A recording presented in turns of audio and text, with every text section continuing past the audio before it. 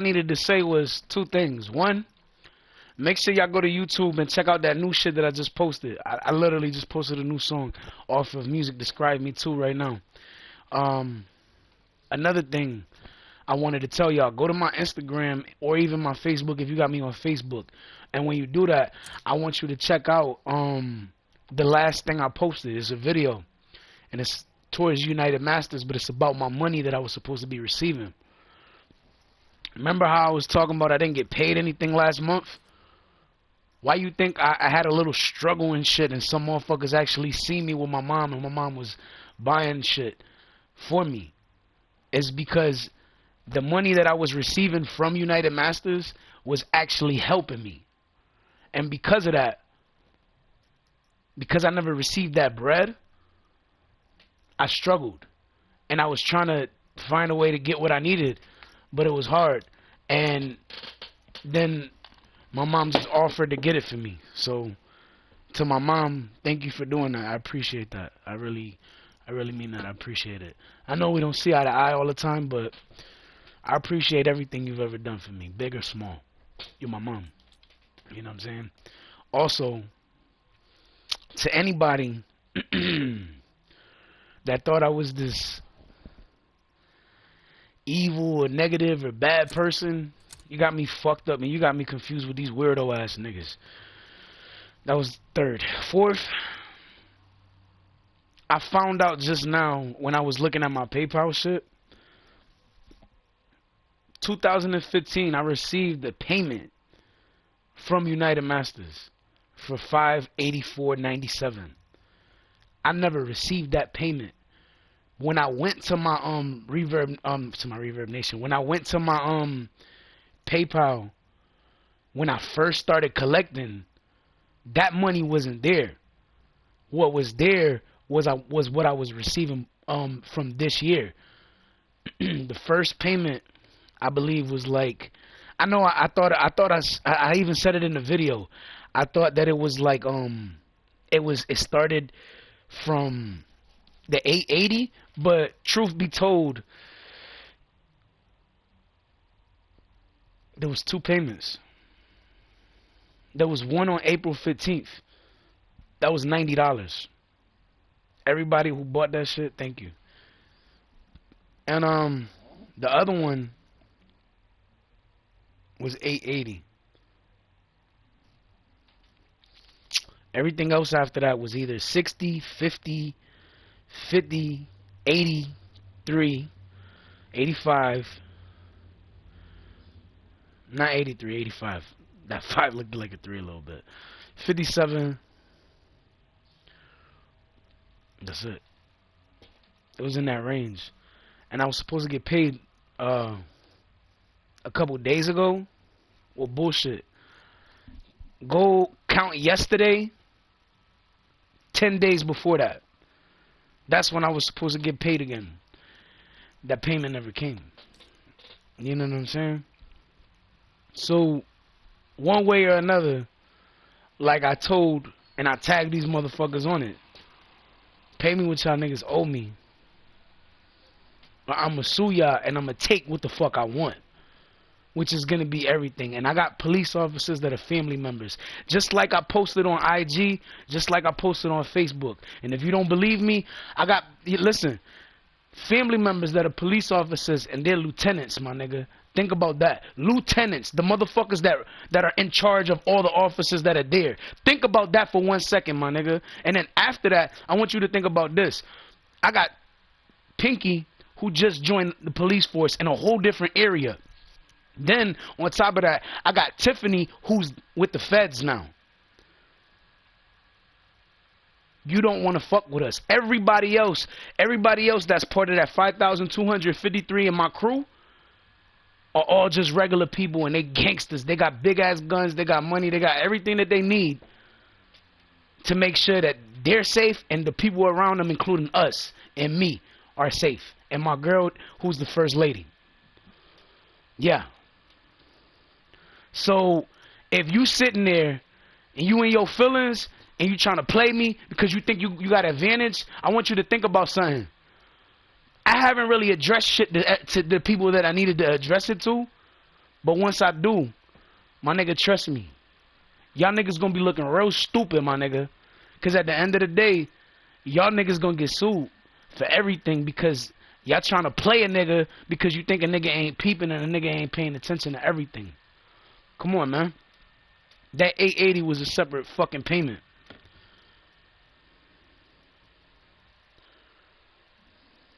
So, cut the horse shit, my nigga. Cause I worked my ass off. Not just to get where I'm at, but to even start collecting bread for what I did. So, pay me. I had your company be run to the fucking ground because y'all tried to play me for a couple dollars. And if you think I'm joking, nigga, ask UPS. The motherfuckers tried to play me for my fucking check. And you know what they was telling me? I had made $200 and some shit, $264. They sent me another thing to reclaim my check, right? It was $20 less. They were trying to pocket $20 from my shit. Then they sent me another one. No bullshit. It was actually $40 less.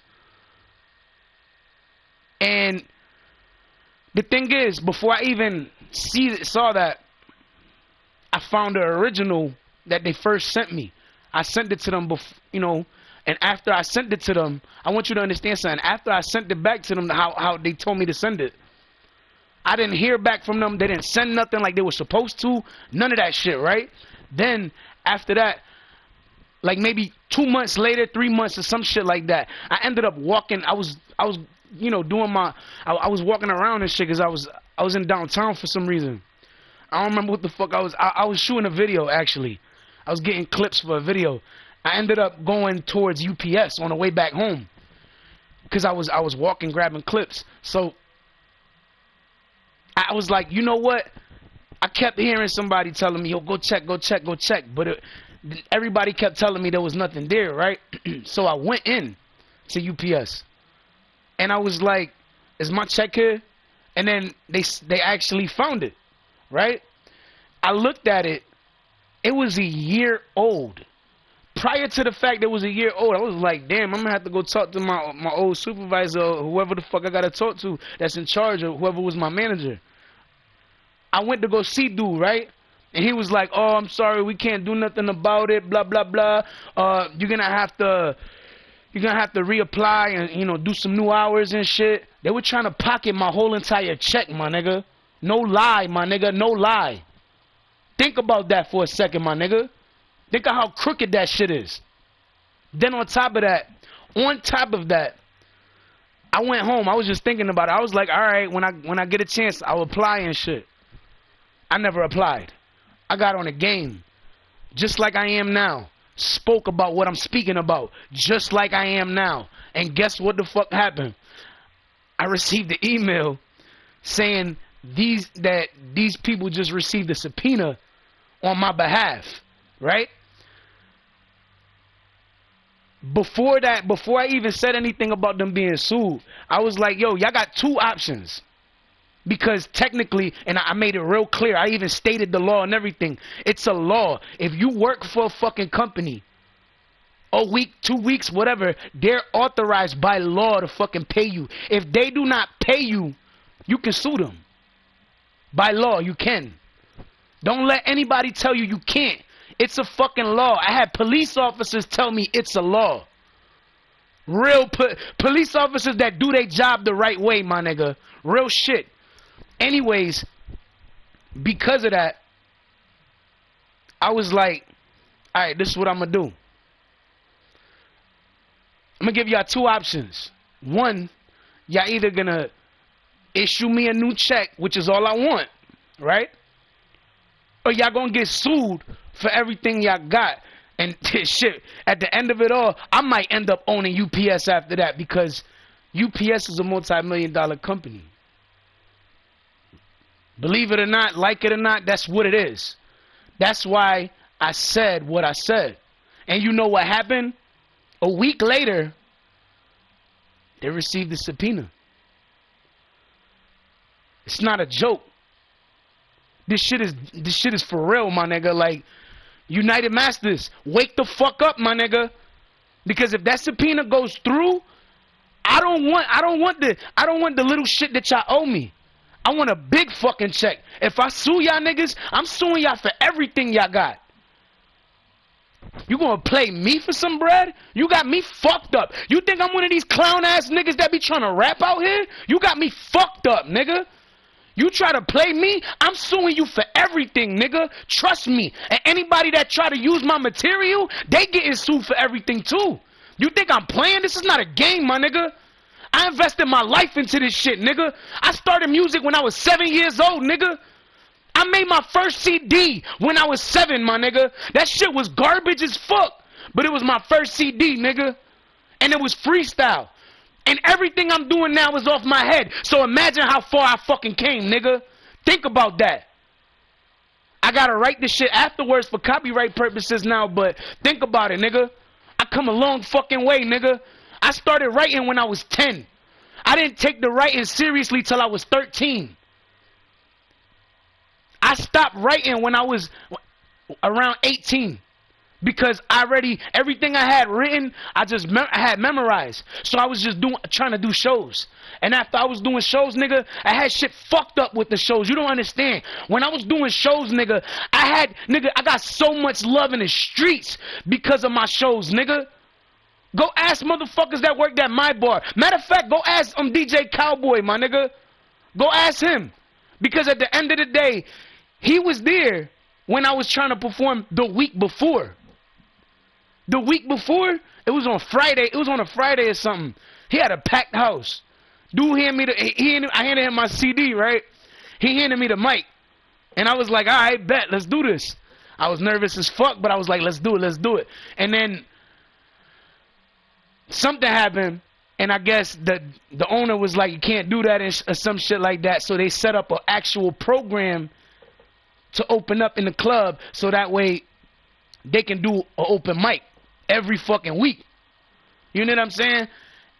I went they was like, yo, come Thursday. I think it was either Thursday or Wednesday or some shit. They was like, yo, or even Tuesday. It was one of those weekdays though. And I was like, all right, bet, I'll show up. So I went, right? Did it by myself because the nigga, 40, the nigga I was supposed to do the shit with, I had mad songs with him. Well, I had a few songs with him and shit, but I had shit that I was performing too. And what niggas don't understand is, if it wasn't for me, nigga, I would have never got that opportunity at Webster Theater. I had an opportunity for us to perform at the Webster Theater. Not only did they have tickets and they was trying to get us to sell the tickets, I was like, dude, I can't do it. You want me to sell these tickets? I can't sell these tickets without my name on it. Like, you got me with some dude, I don't know who the fuck that is. I literally said it like that to the dude. And he was like, I got you, bro, I got you. 15, 20 minutes later, he came back downstairs from the Webster Theater, and he handed me the tickets with our names on it saying Doughboys. Think about that, nigga. On top of that, the performance that we was going to have was a 45-minute set. Niggas wanted us to perform. Because when I showed him the CD, he loved everything he heard. He loved that shit. And then, the day of comes, I show up, I'm there, I'm ready, I'm everything. I'm like, yo, let's go. I'm looking around like, damn, where the fuck this nigga at? I call this nigga. I'm like, yo, where you at? I'm at the show, nigga, where you at? He ain't pick up the phone. He never showed up. When I spoke to him about it, I'm like, yo, the show, like, I'm not going to be able to make it. I don't got no gas to get over there. Da, da, da, da, da. You know how I felt, nigga? That was a 45-minute set, nigga. A 45-minute set? These niggas nowadays, nigga, that performance that motherfuckers had in Mass, the performance that we had, we wouldn't have got that show if it wasn't for me. That show at Webster Theater, we would have never got if it wasn't for me. The shit that we was doing at my bar for 7 weeks, we would have never did that if I would have never went myself and held it down the first fucking week. I want y'all niggas to understand that shit. Y'all would have never had known about 40 if it wasn't for me making sure he went to that shit. Because at the very beginning, when I was telling him about the show in the beginning, he was like, yo, what's up, yo?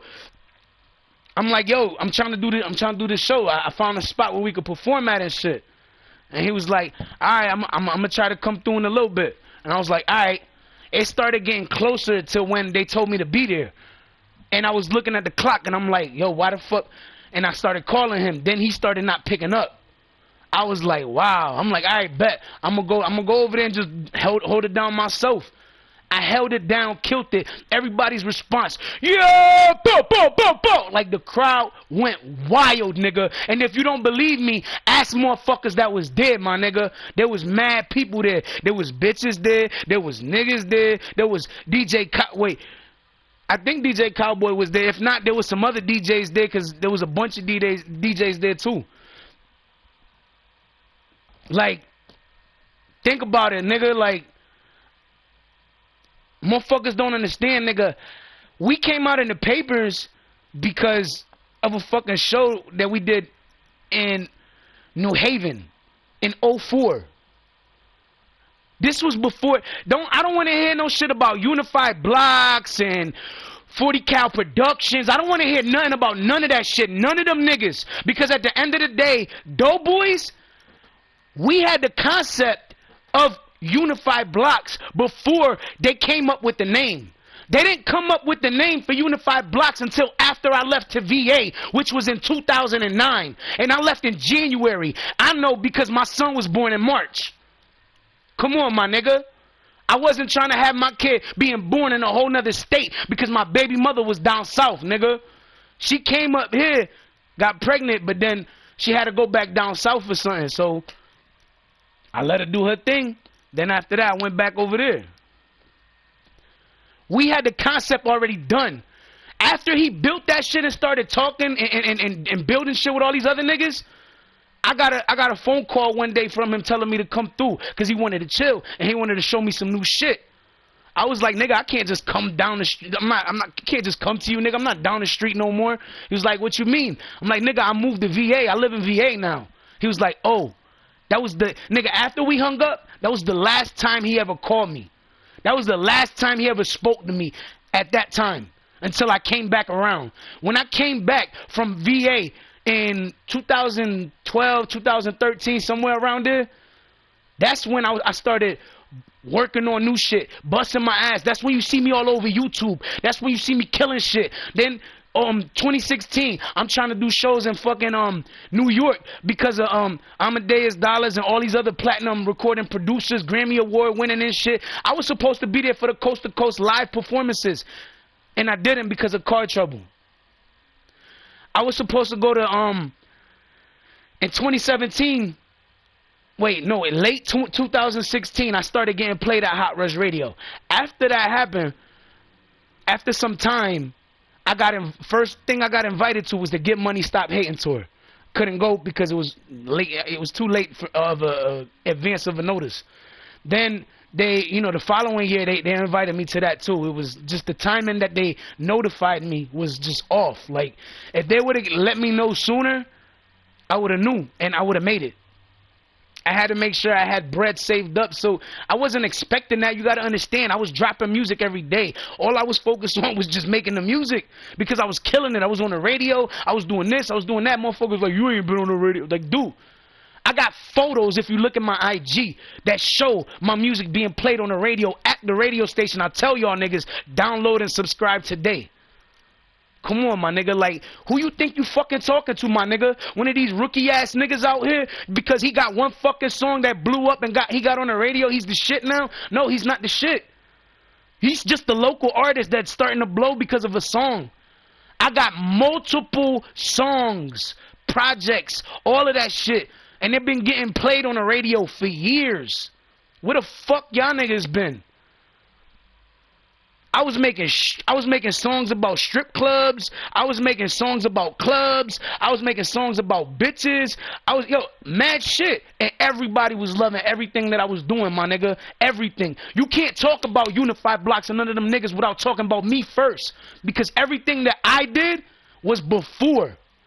I had Chris, not a light-skinned Puerto Rican Chris with long hair. I don't think he wore glasses. Nah, he's tall as shit though too. He makes beats also. He goes by Provolone now. That's my dog. That's my boy. That's him and me and Andy, who's also his stage name was Rebel. That's my dude, my nigga. He used to, I don't know if he still live there, but he used to live in a hut. Wadsworth over there, my nigga. Like, motherfuckers try to act like niggas. I've known niggas. You gotta understand, nigga. I lived on Capitol Ave, nigga. And we're talking about when shit was crazy out here, nigga. It was crazy to the point that we was kids in like middle school and shit. There was constant motherfuckers shooting all the time. Arguments, fights, bullshit going on every now and then. Shooting, everybody dropping to the floor when niggas just shooting type shit in the park. Like, niggas don't understand, like, it wasn't really safe. But nigga, I grew up in that shit. So when a motherfucker sit there try to act like I ain't never been in the hood or I ain't never grow up in the hood, I want to smack the shit out of a nigga because I grew up in the hood.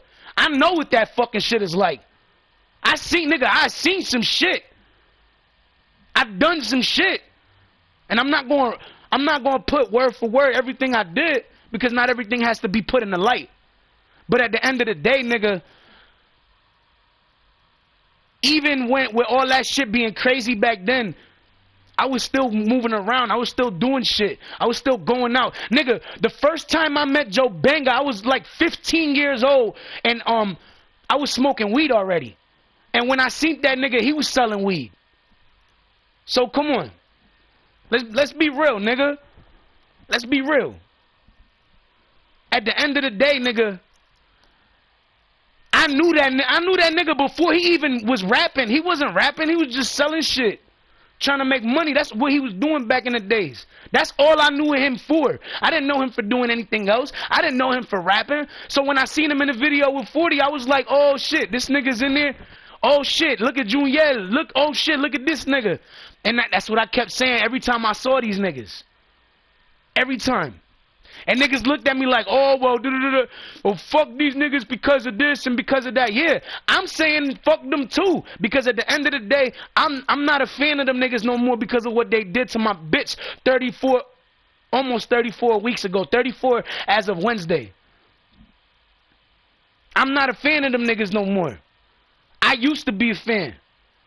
And Styles, stupid ass, he's just a nigga that I met that was on the block and he could rap too, and he was trying to fucking, he was trying to just do his thing.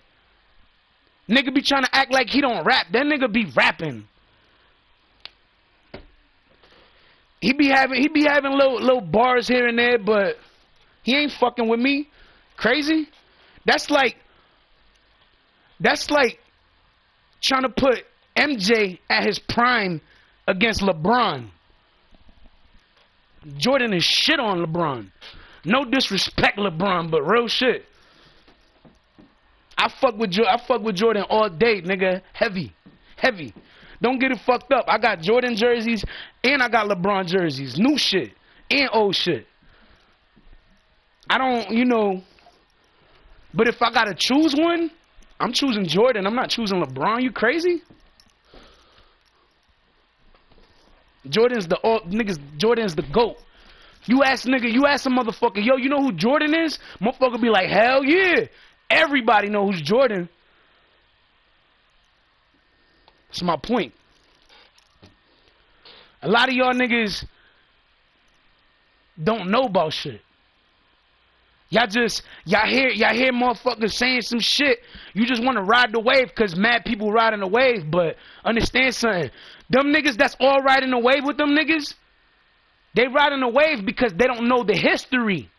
If they knew the history, then they would know who I am. Because there would not be a Unified Blocks or 40 Cal Productions if I didn't create that shit in the beginning with this nigga. It would have been just him. He would have came across people, but in a way, he wouldn't have been doing shit. Not like, you gotta understand, when we was doing shit, I was like his inspiration to keep fucking going. When I came out with that damn record, that made him want to work on more beats. And he was working on beats, and he was working on shit. But then, it went from him making beats to he lost work, he lost material, he lost this. Well, maybe he said he did, but I don't know. Honestly, I don't care. Because I lost my material too. But look at how much more material I got now. Why? Because I didn't hesitate. I didn't play around. I ain't sit there playing games when I had to fucking work on music. I got to it. Just like every time this nigga popped up when he had a new song, when he popped up and he had a new song, I already had like 15 new songs that I had already dropped. Niggas don't tell you that though. And then when I'm showing this nigga one song. He's like, yo, you got anything else? I'm like, hell yeah, I do. And I would constantly be showing him mad shit. And it's like, nigga, I wasn't trying to act like I was better, but it's like, I'm telling him get on his shit. Because I saw opportunities coming left and right. Once we got on that, the first biggest sign that this is what we was gonna do, or this is what I was gonna do, was when we came out in those papers. When we came out in those papers in '04 for performing on a stage in New Haven at that Puerto Rican Day festival, nigga, that was a sign, nigga, like get on your shit. That was the first sign. I got on my shit after that. That's when the damn record came out later that year. That's when niggas was on the block. We was trying to make that money, but at the same time, we was still making music. Niggas don't tell you that though. There's a hidden song. What's this dude's name? Terrell? What it do, Terrell? Terrell, a dude that I went to school with. That motherfucker, I hope you still got that record that I did, because back in the days, he probably don't. He probably lost that shit. But there was a record I did back in the days at his crib. It was called Posted, because I was posted at the time. And the record, I don't remember exactly how the hook went, but that shit was like, I be posted, chilling on a, yo, I don't, you see what I'm saying? I don't know, I don't remember how it went, but I remember it was like, I be posted. That was when I first started trying to use like the vocals and shit. It wasn't a big show of the vocals. It wasn't a big show of it. But at the end of the day, it started with like a little sound of a vocal. Then it went from that to me singing on fucking full-fledged songs to bitches, and I'm making beats, and I'm making the beats too. You know what I'm saying? But so motherfuckers know, for the record, when 40 was making his beats, he showed me some shit he was doing, but it was just what he was doing to his beats. I wasn't always in the studio with him. When he was doing his shit, he was doing his shit, but he lost a lot of material too. But, I mean, at the end of the day, I lost material too, but I didn't stop grinding. That's the difference. When you grind in the way that you supposed to, you'll lose shit like we lost shit, but if you're not putting in the work like you supposed to, then you're going to look like this nigga and have as much material as he got. And if you're doing it like me, you're going to have as much material as I got. Just the facts. Just the facts, people. Let's get with the program. Let's get with the program, man. Let's get with the program, y'all. Because a lot of motherfuckers don't, they don't got their mind right, and they really should.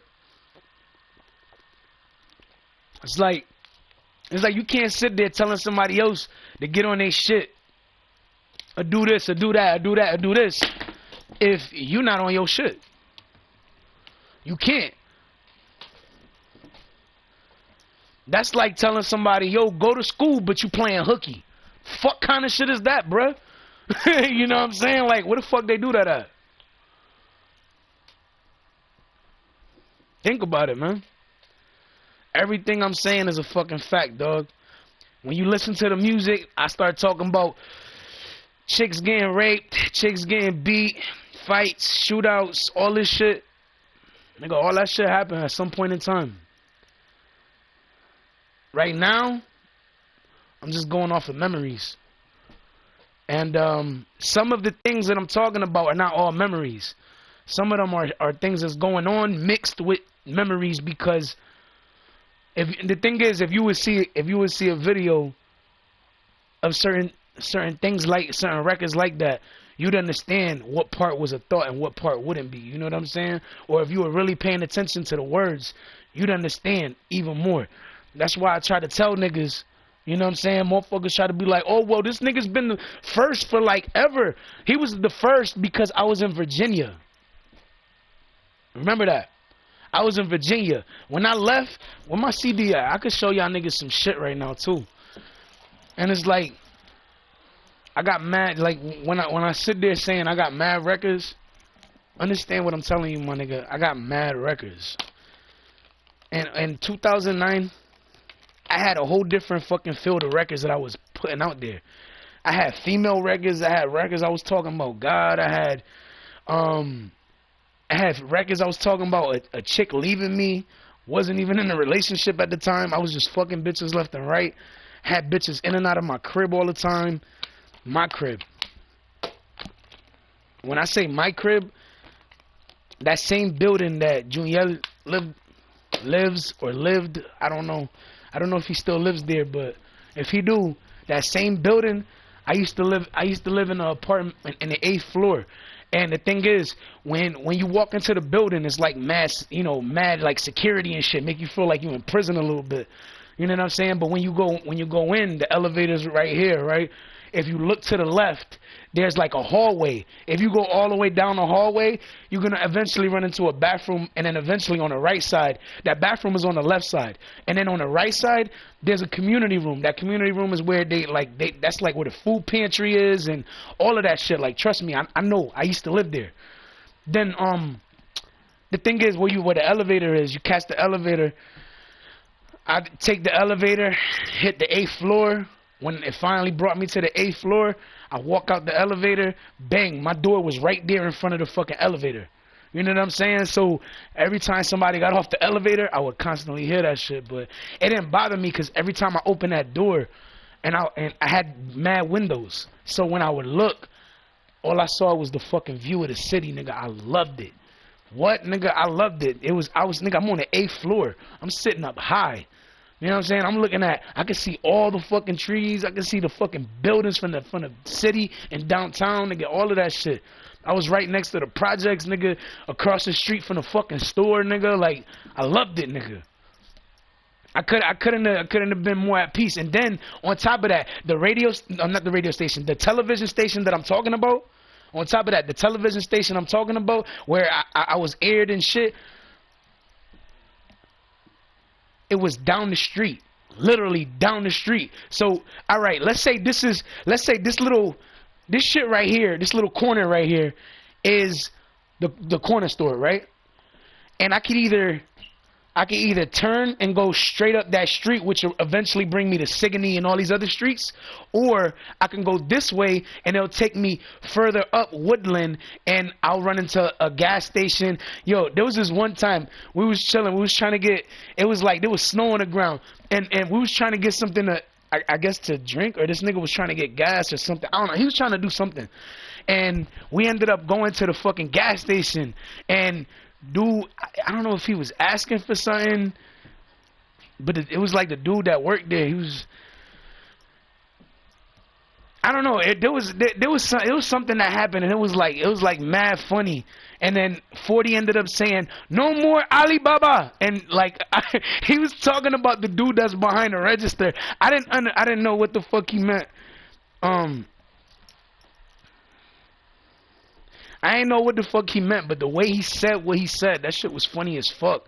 And I couldn't stop laughing every time that nigga said, "No more Alibaba." And then he started saying that shit to some niggas coming by, like niggas pulling up and shit. And I'm pretty sure them niggas was looking like, fuck wrong with that nigga talking about no more Alibaba. I think he wasn't letting anybody in the store or some shit like that. It was some shit like that. I don't think he was letting anybody in the store. I think that's what it was.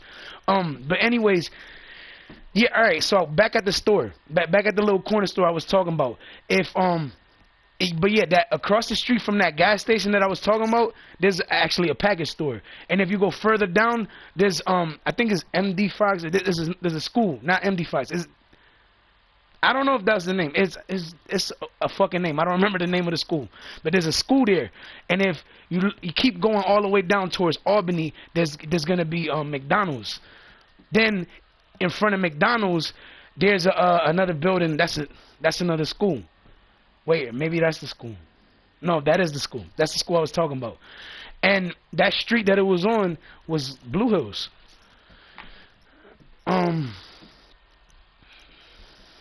Shit, man, I knew people from Blue Hills. I knew people deep in the North End too. I don't talk about them, but I do. But anyways, back to the little corner. So I was at the corner. So I was debating what I should talk about. But all right, so I'm at the corner and I was talking about if you go straight, you see the gas station and all that shit I just mentioned. But if you go to the right, there's offices right here across the street from the actual corner store. It's like an office where people checked up and shit like that. But if you go to the next block over, that's the hospital. That fucking street, that long street, and that's all that. If you turn right, that's the stores on, and you go straight, it'll lead you to Siggety and shit. I took that shit all the way down to the television station, and on top of that, the television station was there, and I went. And I was trying to figure out what to do at first, but I had to sign a few papers, so I signed the papers so that way I was good to be a video producer and videographer and be recording and shit, and they couldn't tell me nothing because I signed paperwork and shit.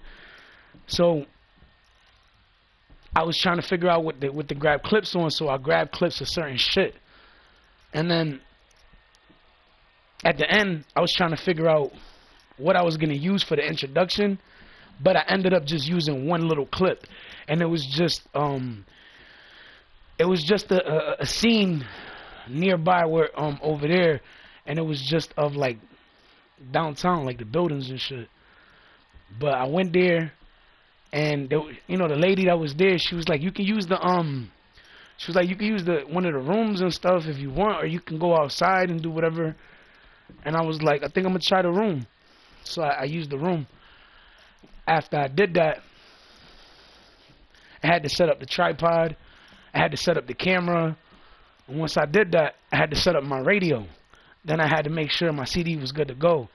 Then after I did that, I had to make sure the controller had batteries in it.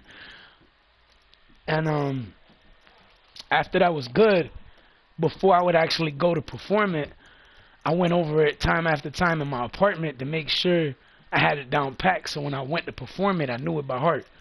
You gotta understand, anytime I did a performance, it was a killer performance. Like, some of those records, some of those videos where you seeing me live and you see me actually live and you hear me like going in and you like, damn, this nigga's going in. That's how my performances would be when you hear me going in and it's so fluent and it's like you're like, damn, this nigga going hard. That's the energy that I bring to a performance. A lot of motherfuckers don't know that because a lot of people just know me off of making the music and they never actually see me perform. Now, the people back in the days, talking over 20 years, that have seen me perform, those are some lucky motherfuckers because they got to see me perform. They got to see that energy, that damn, a little way you work that, mommy, don't be shy, girl, drop that on me. They loved when I performed that shit. Because that record, I performed after I made it. And I did it on the stage. Performing for them live over just the beat. Because all I had was the beat. I had it recorded. And you got to understand, the way that you hear it recorded now in the digital form, that's not how I had it.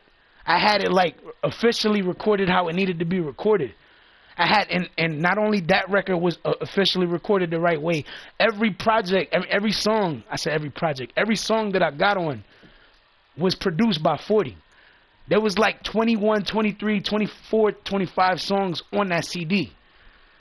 All produced by him though. I killed every beat that was on there. I had songs that you listen to and you're like, damn, because I was storytelling, but the story wasn't a bullshit story. It was what really happened. So then when I'm getting a description of what was going on in one of my songs, people listened to it and they was like, wow, like this nigga got into full detail and full description about everything and certain things I was talking about. You like, wow, like nigga, that nigga is hard, because I was speaking on certain things, and it's like the way I put the words together, you know that shit was written, because I could, that shit, it was very detailed. Very detailed, to the point that the last part that I was speaking about in one of my verses was talking about when we was all about to pay at the strip club, and it was like, you 4 or you 5, come outside with me. And that was the police saying that because of what happened before that, before we went to the strip club. Then after that, we had got arrested. Well, I got arrested, 40 got arrested, Hayes got arrested, and the little Peruvian nigga got arrested too. We all got arrested. Peruvian nigga came out quick. Hayes was in there the longest. 40 came out in a couple hours, and they let me off with a PTA. Promise to appear. That's what a PTA is, in case anybody don't know what that is.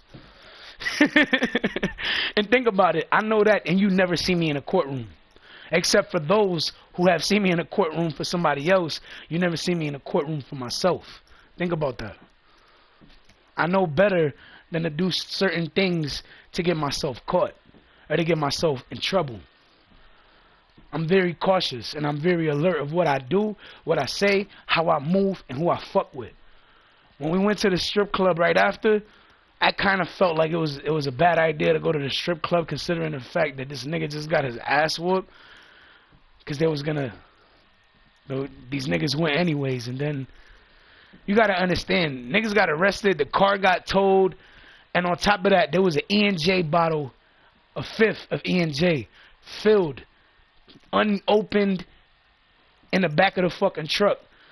There was another E&J bottle that was like mostly drunk. We was drinking that shit, because that's what we was drinking back in the days. If it wasn't that, we was drinking beer. The beer that we was drinking was private stock. If it wasn't private stock, it was Old English. If it wasn't that, this nigga was always drinking Colt 45. But if I had to take something, it would either be Bud Light Lime or what's that other shit? Coors Light. Other than that, I wouldn't drink anything else. And that's what I would drink to this day. I don't drink none of that old shit. No OE, no. If I could find private stock, I would so grab that shit too. But I ain't seen a private stock bottle in a long time. And we didn't drink. It wasn't no 22 ounces. No, we always bought, every time we was getting something to drink, we always bought a 40 ounce. Every time. So imagine, niggas was scraping for change back in the days when niggas was broke, trying to fucking get what we needed. You know what I'm saying? Sometimes it was change, sometimes we ended up finding the bills, but at the end of the day, it was what it was, because at the end of the day, not everybody starts at the top. At some point in time, you got to start at the fucking bottom, my nigga. And that's the problem with a lot of niggas. A lot of niggas be too embarrassed to say that they started at the bottom, but it's like, nigga, if you started at the bottom, you should be proud of where you at now. And the thing is, a lot of niggas ain't getting nowhere. That's why they not proud of it. That's why they don't like speaking about it. Because in reality, a lot of niggas is like, yeah, I started at the bottom.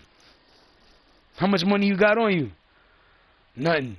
Damn, nigga, you still at the bottom. The fuck you talking about? I used to be at the bottom. I started from the bottom.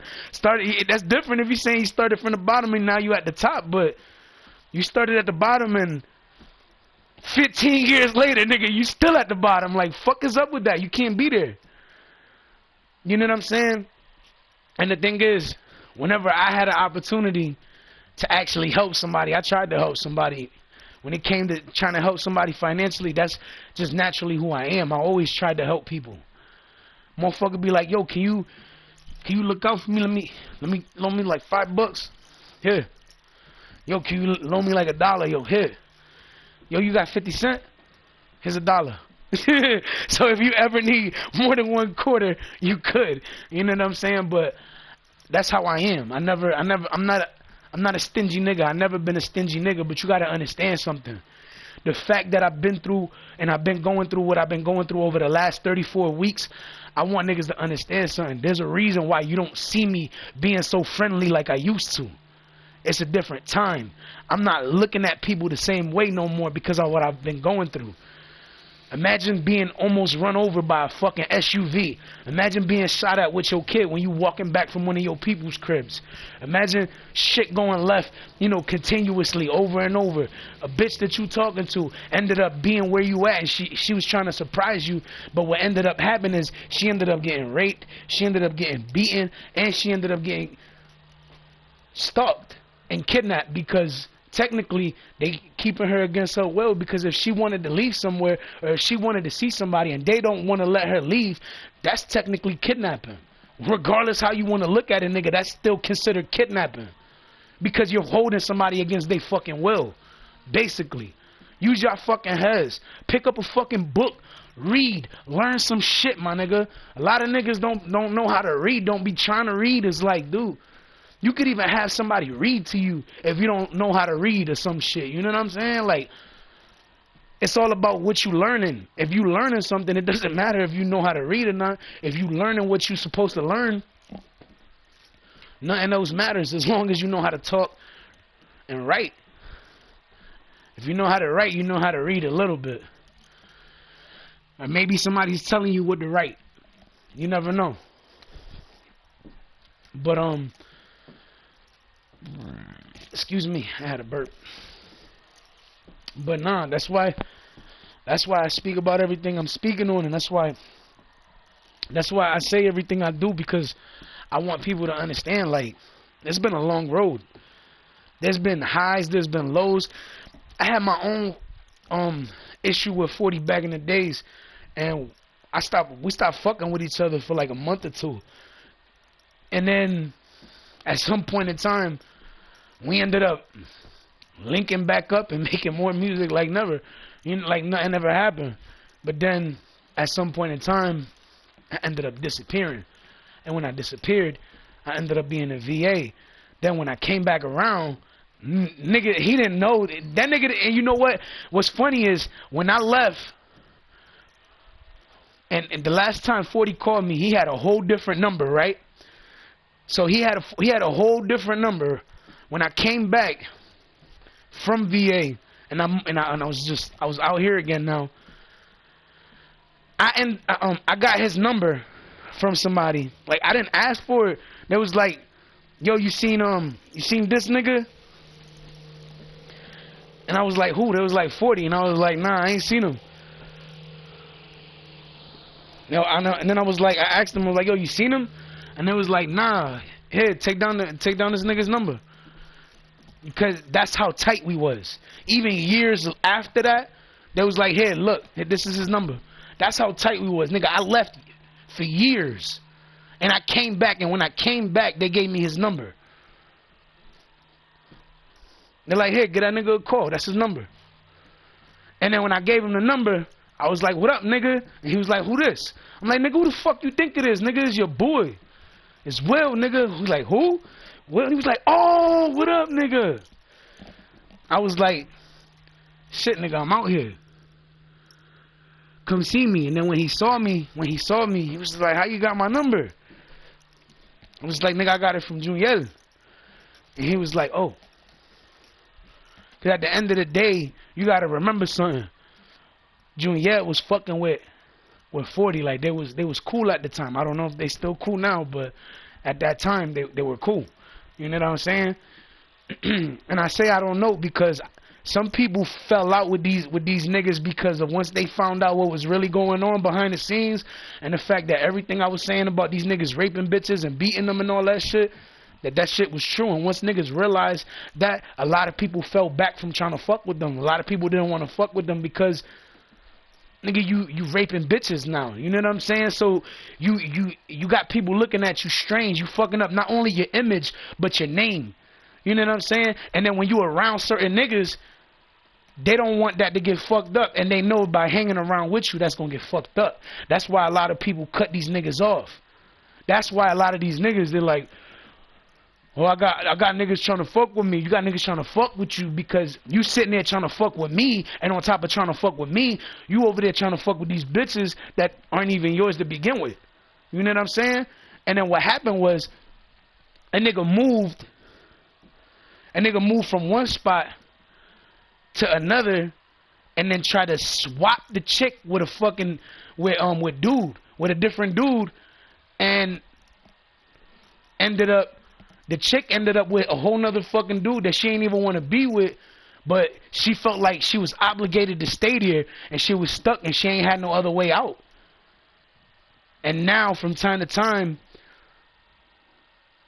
I find out that I get phone calls from time to time and updates of shit that's going on because they let me know about certain things, and then somebody tells me the person that's nearby is, but being held against their will type shit, it's my girl. And I was like, what you mean? I was like, nah, like that's what they was like, nah, like for real, like it's your girl. Like, remember the first lady, the chick that had the tattoos on her face and she don't got her tattoos no more? You're like, what? Yeah. I'm like, and then I'm like, yo, you talk about murder, mommy? And they was like, yeah. I was like, oh shit. Nah, I didn't know that.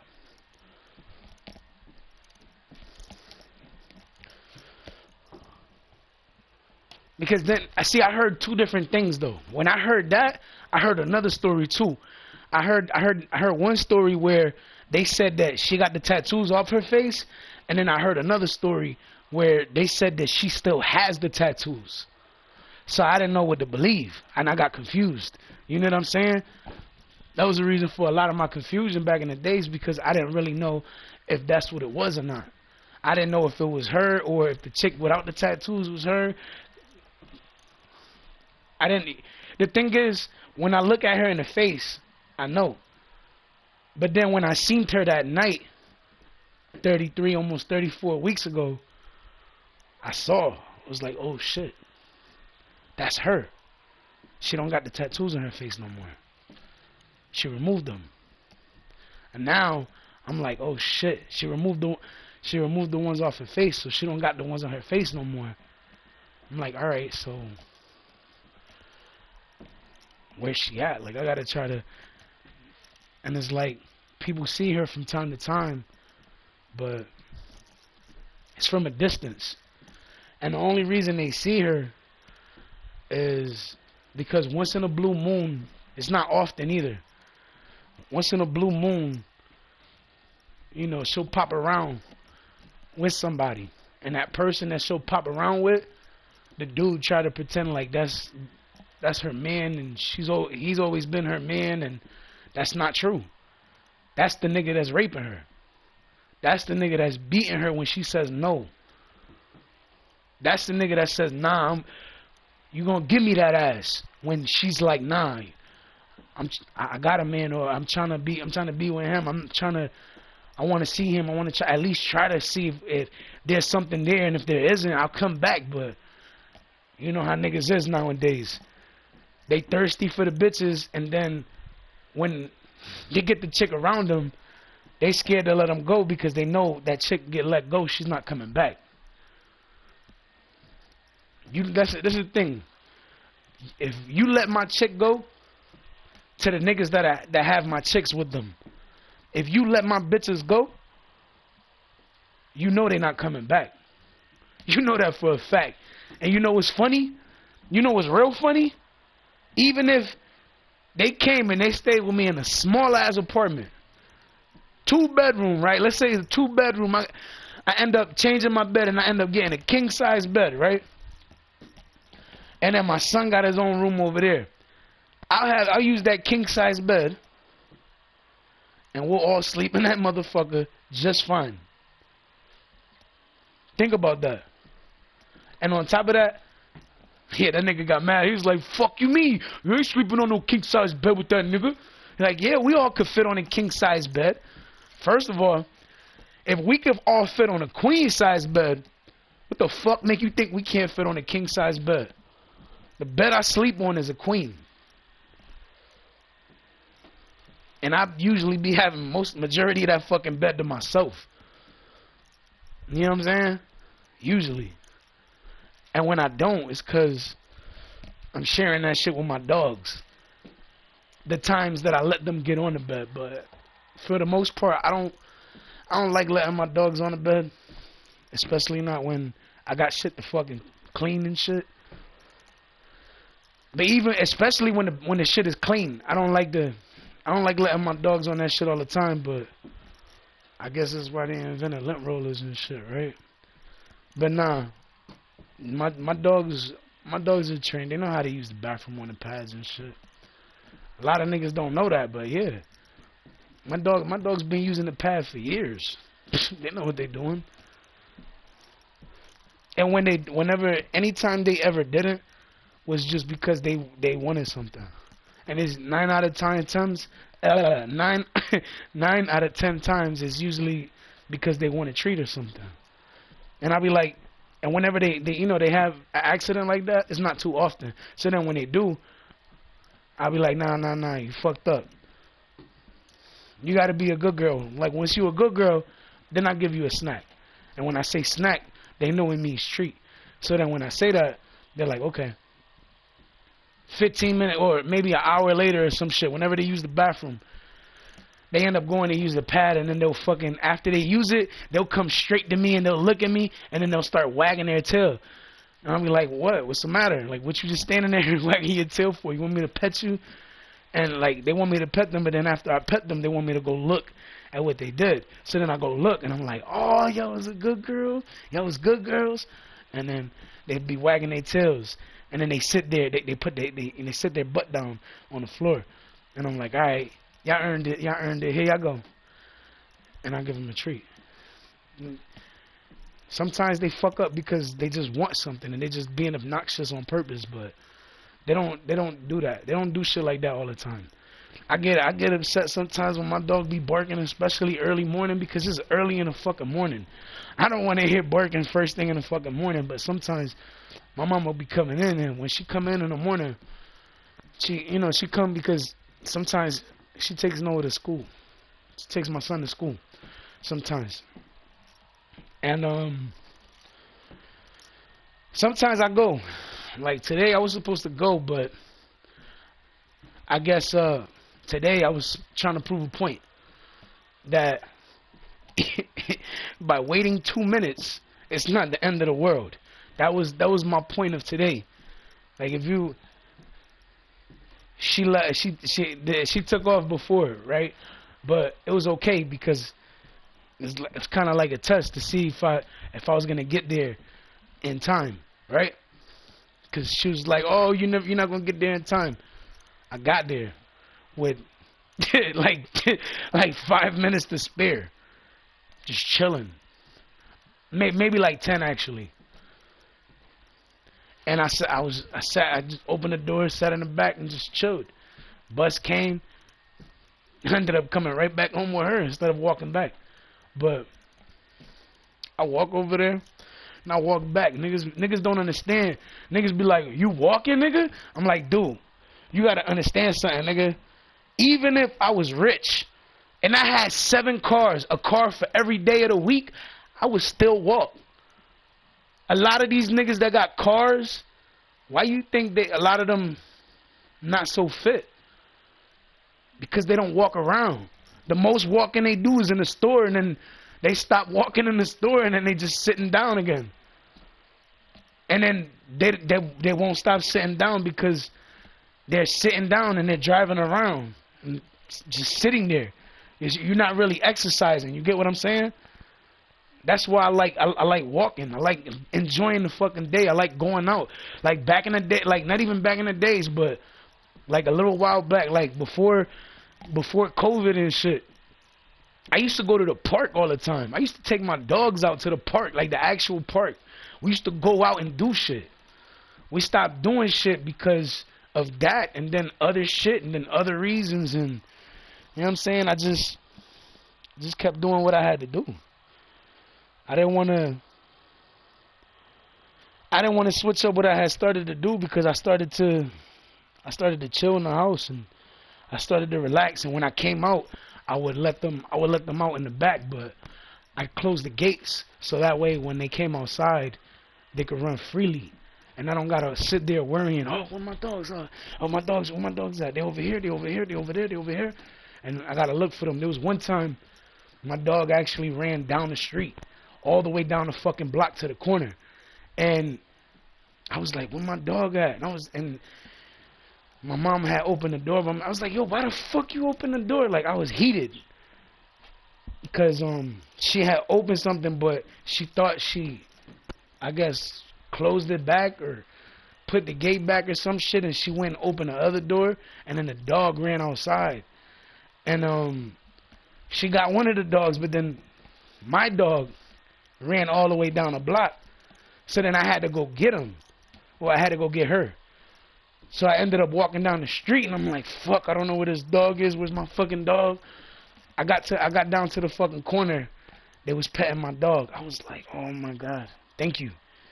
And the guy was like, this your dog, right? I was like, yeah, that's my dog. They're like, yeah, I seen her. I was like, I seen the dog somewhere. Like, I know I seen this dog before. That's what the dude was saying. And I was like, man, I was looking for her everywhere. I was trying to figure out where she was at. She just got out and she just fucking ran quick. I guess she's a little fast one sometimes. But I was just lucky that she was still safe. You know what I'm saying? I grabbed her, and ever since then, I just been trying to make sure that if I let them out, like they're in a secure area and they don't go running freely, wildly, not freely, wildly. Because only when they run wildly, they do shit like that. That's why I'm like real selective on when I take them out and where I take them out now. Just because of that, I don't want to lose them. And then before that time had happened, before that time that my dog got out,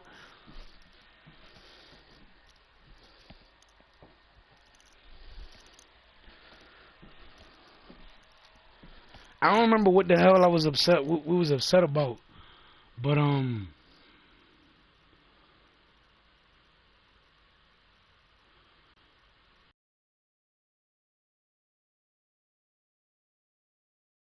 oh, there was another time that one of my dogs got out, and she went down the block too, the other one, and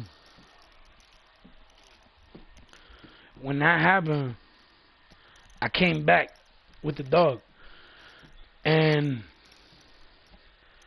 my son was like, "Don't you ever do that again." Like, he was scared because his dog had disappeared. It was his dog this time that disappeared. But she just went down the block. And once I brought her back in, he started holding his little dog, and he was crying because he thought he lost his dog. Like, he was so sad. I was like, oh. I didn't say oh to him, but that's what I was thinking in my head. You know what I'm saying? Because he was so sad. He didn't want to lose his dog. And then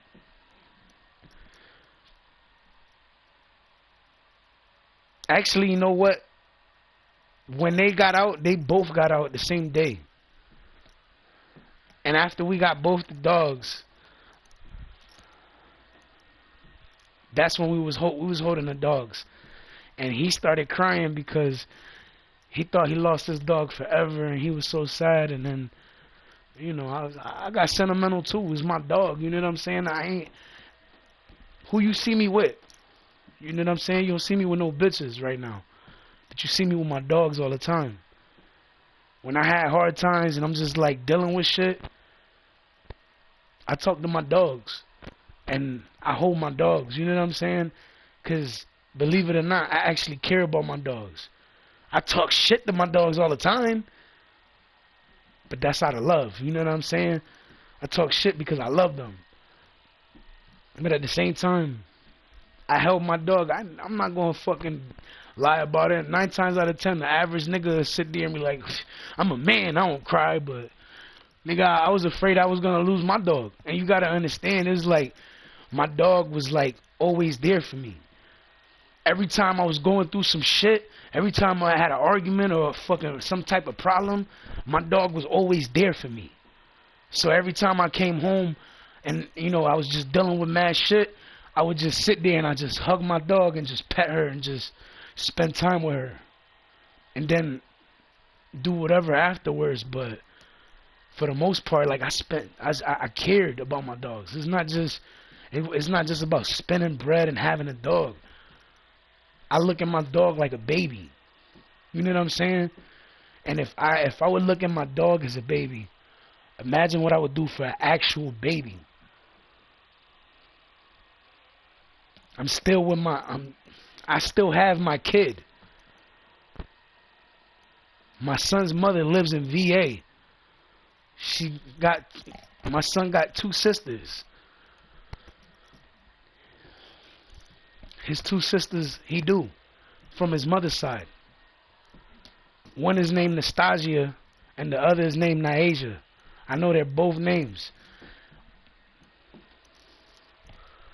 Nastasia, her birthday is 5 days before my son's birthday.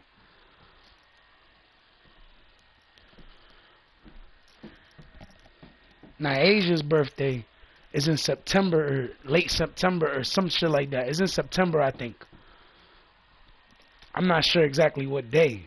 But then again, remember, I wasn't there for that part. I just knew what I was told.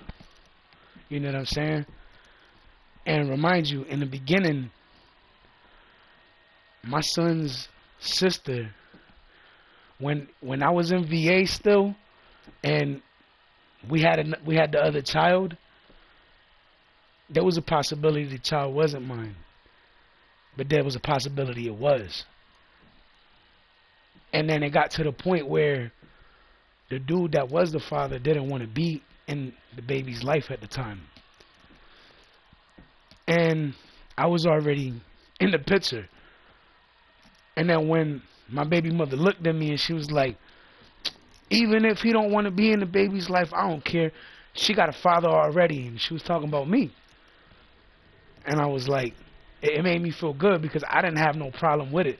I was already there. I was wiping, I was changing diapers, I was changing, I was doing everything. Like, you gotta understand, I was like daddy mode, you know what I'm saying? Like all the time. When I was spending time with my kid, me and Noah, when he was smaller, me and that little nigga used to wrestle on our fucking floor. Like literally, I'll put because we had cable, so I'd put the cable on, and we'd fucking sit there. I'd sit there watching the cartoons with him. I watched more cartoons than anything because I was watching it with him. So I'd sit there, I'd watch the shit with him. When it was time for him to eat, I put him in the high seat. You know what I'm saying? When it wasn't, and he was just ripping and running the house, I ended up wrestling with his ass all the damn time. Cause that's daddy mode, nigga. That's what I was doing all the time. You gotta understand, I'm not just talking about being daddy, nigga. I was living that shit. And then when another baby came and it was a possibility it wasn't mine, nigga, that shit didn't bother me, nigga, cause I was already in the picture. I was already there, nigga. It's like, it is what it is. It's either gonna help build our relationship and make us stronger, and then we can have another baby after that, or, you know, I'll just end up going my way and I'll never go back over there. And what happened was I ended up going back over here, and I never went back over there. Do I miss them? A little bit. I do. I miss checking up on them, because back in the days, I used to, even after I came back over here, I used to still hit her up and check up on them to make sure they didn't need anything, because my heart was still over there. You got to remember, after me and my baby mother broke up, I was depressed for 2 years. I couldn't come with the reality of the fact that I was in Connecticut again. I couldn't get over it. I wanted to be back over there. I was introduced to so much. I saw so much. I did so much. I wanted to keep doing more, but I couldn't. Then when I finally started trying to talk to other chicks, I ended up with my baby Bree. Now Bree, she's one of a kind, yo. She had tattoos on her face, like on the side of her forehead. She had a tattoo on her the top of her collar, the top of her collarbone. She had a heart, but it was like an outline of a heart. It wasn't like a filling with a heart. It was an outline of a heart. And she had a couple other tattoos too, but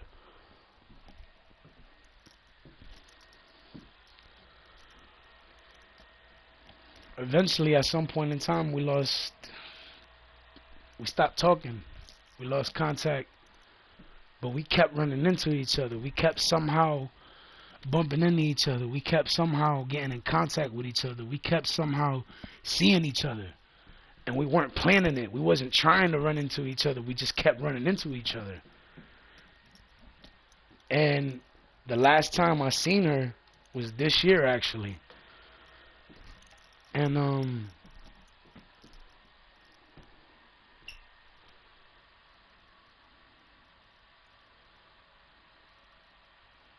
she was different because she removed the tattoos.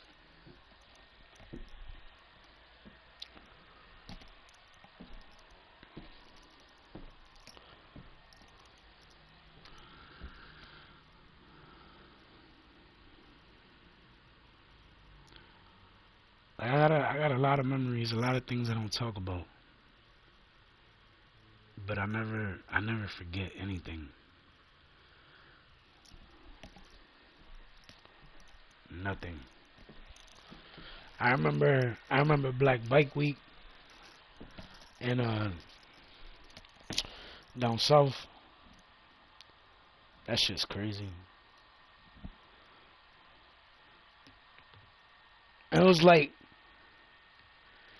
that's like, I don't know. I can't even explain it. This is like, I don't know. I can't explain it. Like, this is like, I don't know. It was different. It's like anything goes type shit. Like,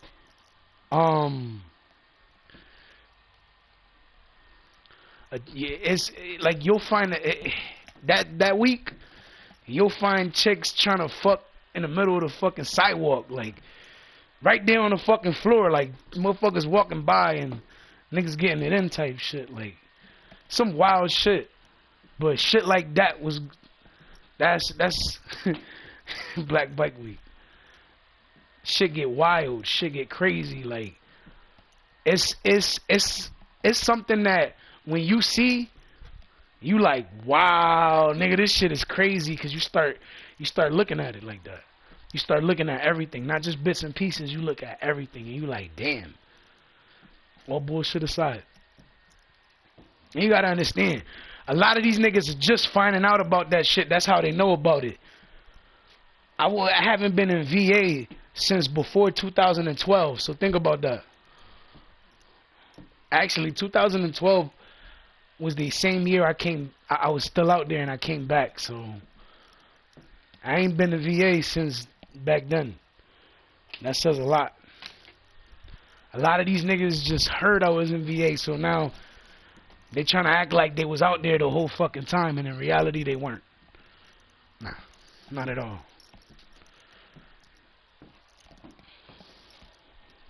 I learned a lot. I saw a lot. I did a lot. Yo, I still remember when my baby mother pushed KB. That's somebody that used to live in the apartment complexes where we used to be at. That shit was funny as hell. And the only reason I say it was funny as hell, my bad KB, but that shit was funny as hell, cause the look on the look on your face when she had pushed you, like, how you gonna let them niggas jump Will, yo? Like the look that was on your face when she had like kind of pushed you a little bit. That shit was priceless, dog. Like, I couldn't get over that. And I didn't mean to bring it up like that and put you out there like that, bro, but I was just thinking about it, and I was like, damn, nigga, I forgot about that shit. The look, just the look on your face when she had did that. You gotta remember, my baby mother's taller than me. I'm not short. I'm 5'8.5".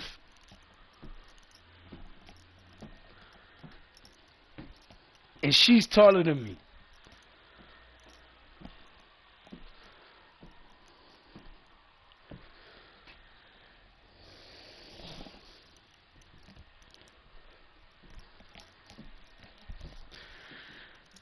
But KB, after I bounced, I heard he became a DJ out there. So I should see if he's still doing that DJ shit. And I'm pretty sure when I see him, he'll be like, nigga, why you put me out there like that? But nah, she literally, yo, my baby mother really did push him though. She's like, how you gonna let them niggas jump him? Because, alright, this is what happened. So, KB was standing next to me. Well, across from me.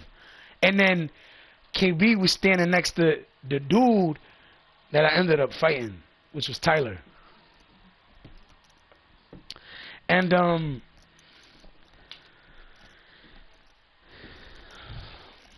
it's crazy because dude he was mad about something. Alright, let me start from the beginning. So, we ended up going to their house. They lived across the parking lot from us. So, we went to over there because my baby mother was cool with his girl, and they were like best friends. You know what I'm saying? So, I'm going to skip over certain things, but one of my people showed up, and there was, this dude Tyler was trying to get some weed. So he was like, yo, you know where I could get some weed at? And then dude Matt came through. That was the dude's name. His name was Matt. He came through. He was like, yo, what's up? He was like, what are you trying to get? He told him, and then he was like, all right, come on, we're gonna hop in the car, we're gonna go. So they hopped in the whip, they left, right? When he came back, he said some shit about dude was some dude or some shit tried to play him for some bread or some shit. I was like, yo, what the fuck are you talking about? I'm like, nigga, I don't know what the fuck you talking about. And then he was like, man, I'm gonna go talk to this nigga. So then he went outside, and he ended up at the playground.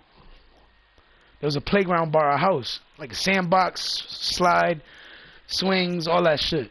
So I went over there, and after I went over there, I don't know who the fuck that is. Don't call me, text me.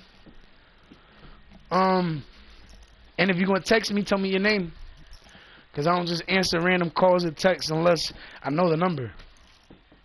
Alright, so anyways, we was at the playground, right? And on top of being at the playground, I was standing there,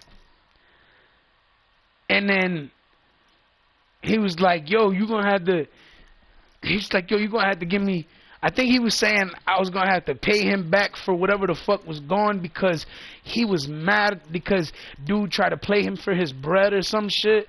I was like, first of all, I don't know what you're talking about. Second, I don't know that nigga for doing that type of shit. But and then he was like, nah, he was like just mad. He was just ripping. But at the same time, we was drinking before that too, so niggas was a little drunk too. And then he was just talking mad shit. I don't remember what the fuck exactly he was saying, but he was talking mad shit. But I seen the nigga after that shit and everything. I'll speak on that in a little bit, but he was like, and then you gotta understand, like, dude was standing here, Matt was standing here, Tyler was standing in front of me, and then KB was on my right side, on the opposite side of me though. And then he's like, you think they here for you, huh? And I'm like, dude, I know they hit for me. Fuck is you talking about? And then he was like, nah, they hit with me. He was like, I'm gonna whoop your ass. I was like, yeah, alright, nigga, or some shit like that. He said something, I said something, whatever. Then he swung at me, right? That shit was funny. He swung at me. He just hit me. I was still looking at him like, really, nigga? Then he hit me. He swung again. He hit me the second time. I was still looking at him the same fucking way, like, nigga, really? That's what you want to do? This is what you really want to do? Then he swung at me a third time. And every time he hit me, think about something. All he did, doesn't this sound familiar? All he did was turn my fucking head. Doesn't that sound familiar? Alright, now after that, I was like, bang! Caught that nigga. That nigga, yo, that nigga went, you wouldn't even believe it. You wouldn't believe it. Every time I hit that nigga, that nigga was falling off his feet, dog. Then motherfuckers that I knew from the third floor, Lucas and I don't know if his girl came out with him, but I know Lucas came out and he was like, hold on, I want to see this shit. And that nigga got on the balcony and just sat there, lit up a cigarette, started lighting that shit while all that shit was going on. And then what was crazy is that right after that happened, like a couple minutes later, not even a couple minutes later, like maybe like a minute or two later, my baby mother had came out. But before she had came out, there was people that we were staying with at the time, because somebody we knew didn't have a place to stay at the time, and you know, we let them stay with us for a little bit until they got their shit together to leave. Then it was just two people though, a guy and a girl, and then they bounced. I mean, they came outside, and then I guess one of them said to my baby mother, yo, I think they jumping Will. And then she looked, and then she ran outside. And then when she came outside, the first thing she did was push KB. And then just the look on his face when she was like, how you gonna let them jump Will? Like, he was like, I didn't know anything that was going on. And like, I don't remember what exactly he said, but he said something to her. And then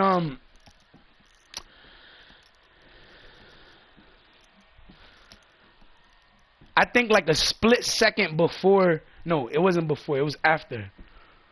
No, maybe it was before. Actually, I think it was after.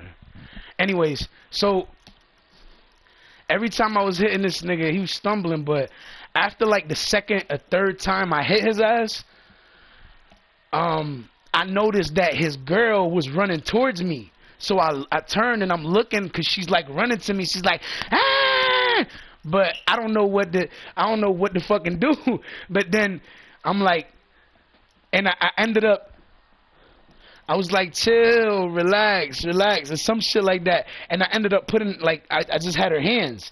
I didn't do anything. I was like, chill, relax. And I just like she literally just got on the floor when I like moved her hands towards the floor type shit. I don't know what the fuck I did. I don't know how I did that or why I did that, but that's just what happened. And then I was just like, okay. But then I guess when that happened, actually, yeah, when that happened was when my baby mother came out. And then when my baby mother came out, that's when she pushed KB. And then she was like, how the fuck you gonna let them jump Will? And then I guess she started arguing with her. You gotta remember, this was her best friend at the time. So she's arguing with her, and then she ends up hitting her. Bang! I was like, oh shit. And then she, like, as soon as she hit her, she dropped to the floor. And she would pick her up. Like, I didn't want to do that to you, but, and then she starts talking shit, and then she's like about to swing, and she hits her again and just drops her to the ground again. I'm like, she did that like probably 5, 6, 7 times. repeatedly over and over. And every time I hit this nigga, that nigga kept stumbling and stumbling and stumbling. They're like, you heard this nigga? He said stumbling. He didn't say stumbling. He didn't say stumbling. He said stumbling. Yeah, that's what it was. They was stumbling. Yeah, they was for real. All bullshit aside though, they was stumbling. And the shit about that was when we seen each other after that day. It was like the next day or the day. No, bullshit. It was the very next day. I was sitting on the steps after that.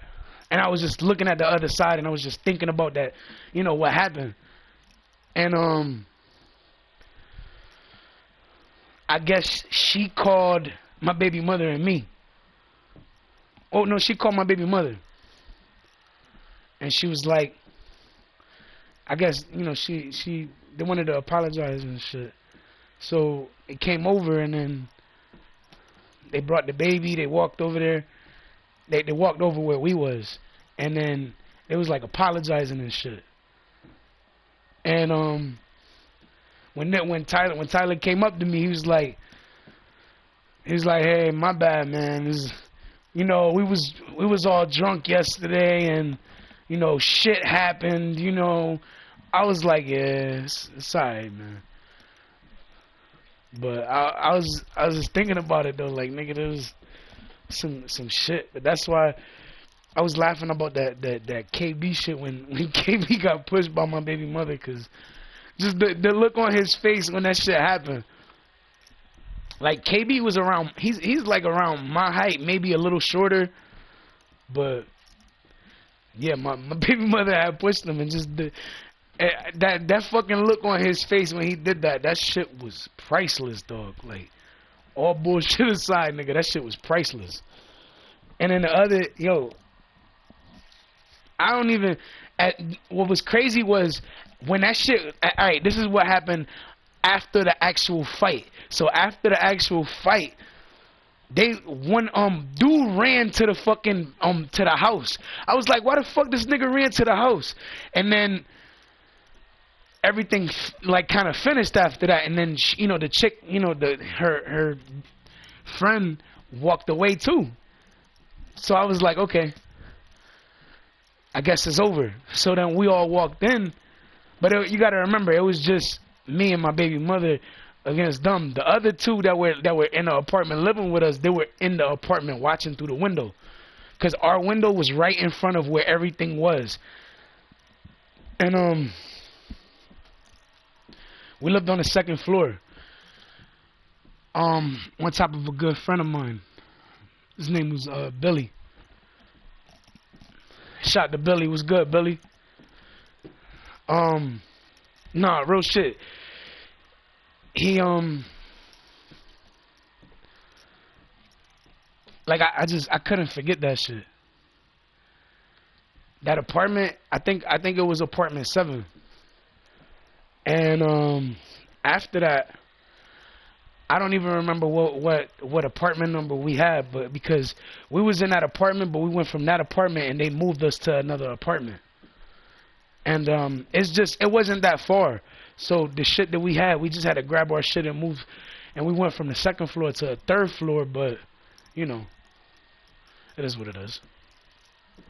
But like I was thinking about that shit, like nigga, that shit was crazy. It's like so many things and moments, and even to this day, from that story, there's still some shit that I left out, but it's alright if I leave it out. It's not really important. You know what I'm saying? It's not the extra shit that I didn't say. It's not important, but even the chick knows. Even my baby mother's friend. Even she know. You know what I'm saying? Certain things that I left out, but I left it out for a reason. You know what I'm saying? I didn't want to put no shit out there.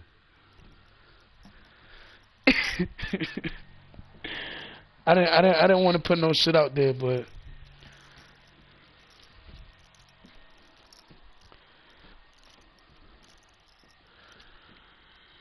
I thought about that shit a lot though.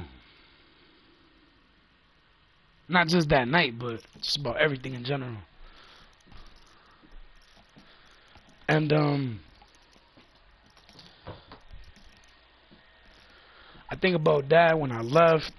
What would have happened if I would have ended up going back? I thought about mad shit, and I just wondered how shit would have been if I did come back, and if I didn't, did it change anything? Because I didn't come back, and that's something that I always wondered, if me not coming back changed anything. But I don't know.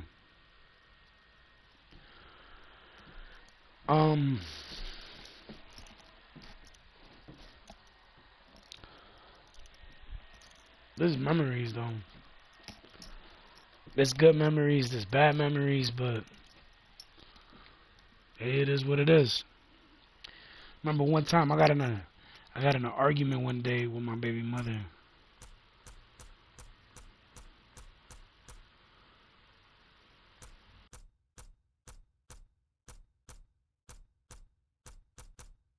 Yeah, that's a story for another day. I'm not even gonna talk about that one.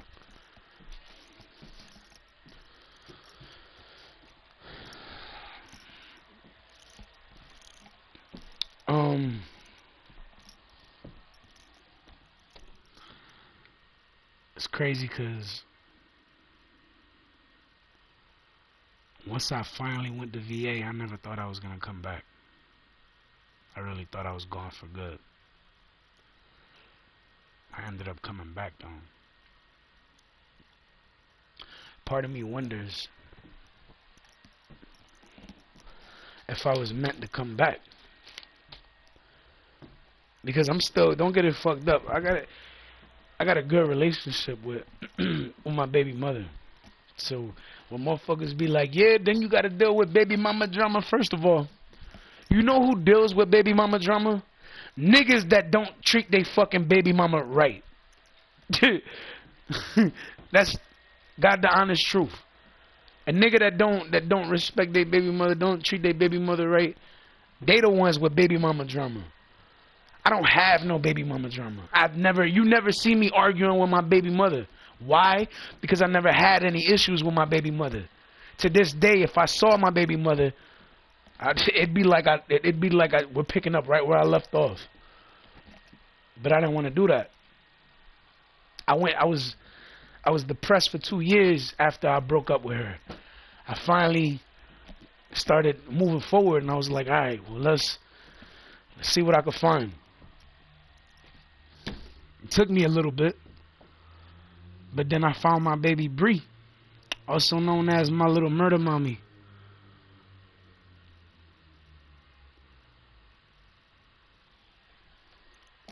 Nigga get mad, but that's my baby, my nigga.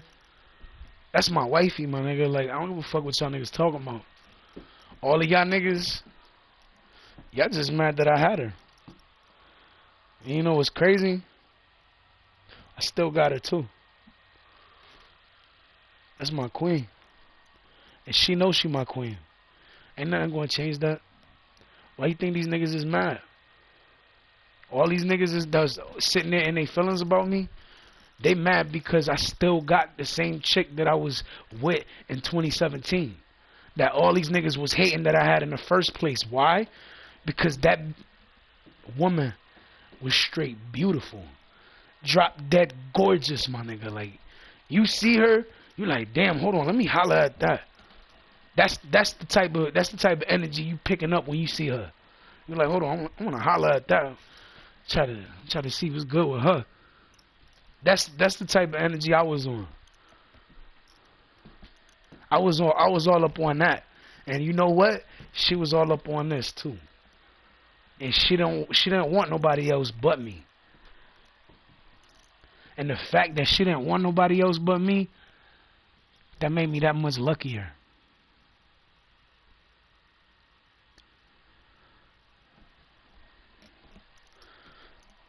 Whether we made mistakes or not, at the end of the day, You learn from those mistakes, but at the end of the day, you apologize for those mistakes and you try to fix what you were trying to build in the first place. And in reality, after we broke up, when we linked back up again, because we kept running into each other, when we saw each other again and we actually had a chance to talk, we addressed certain things. And then one thing that was one of the last things I'll never forget that she did say to me was she was sorry about everything. And that she said that she loved me. She missed me. And she wanna try it again. And I was cool with that because I wanted to try it again too. I missed her. Ever since she left, it was like an empty spot in my heart, you know what I'm saying, was there. And it was because she took my heart with her. So all that shit was just empty right there. Just waiting for her to bring me my heart back.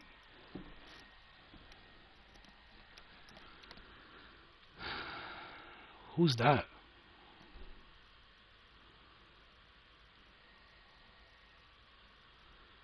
Somebody's in the front.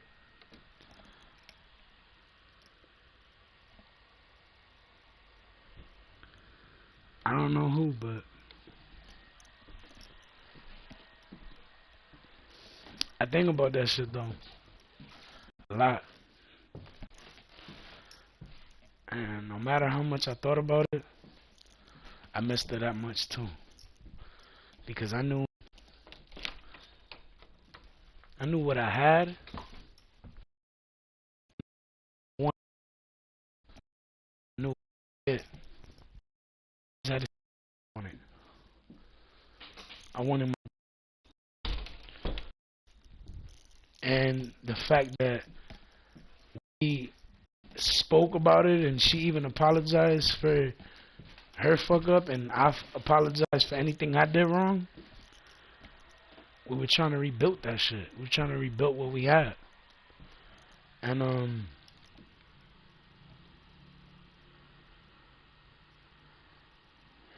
there was there was motherfuckers left and right hating on it. Hating on the fact we was trying to fix shit. And then when we actually started seeing each other in person again this year, she, like, when I heard her say to these niggas, I really want to try to fix what I had with him,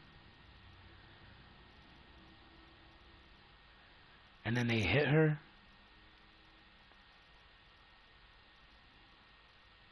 I still can't get that shit out of my head. I can't get out of my head nothing that happened from that night, because it wasn't good. It's like a nightmare that never ended, because to this day, it's still going on. It's just going on with different people and at a different place, because I still don't know where she at. I got my suspicions, but I don't know where she at.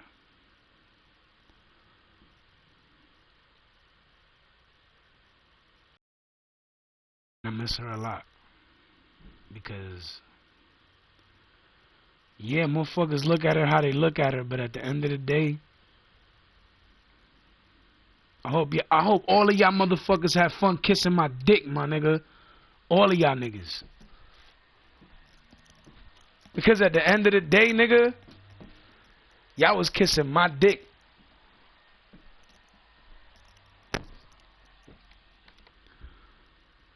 Remember something, nigga? I was with her a long time ago. And we never stopped loving each other. Yeah, I didn't say we didn't stop liking each other. We didn't stop loving each other. Love. That's a lot stronger than like. You can't like somebody for life, but you can love somebody for life. Remember that.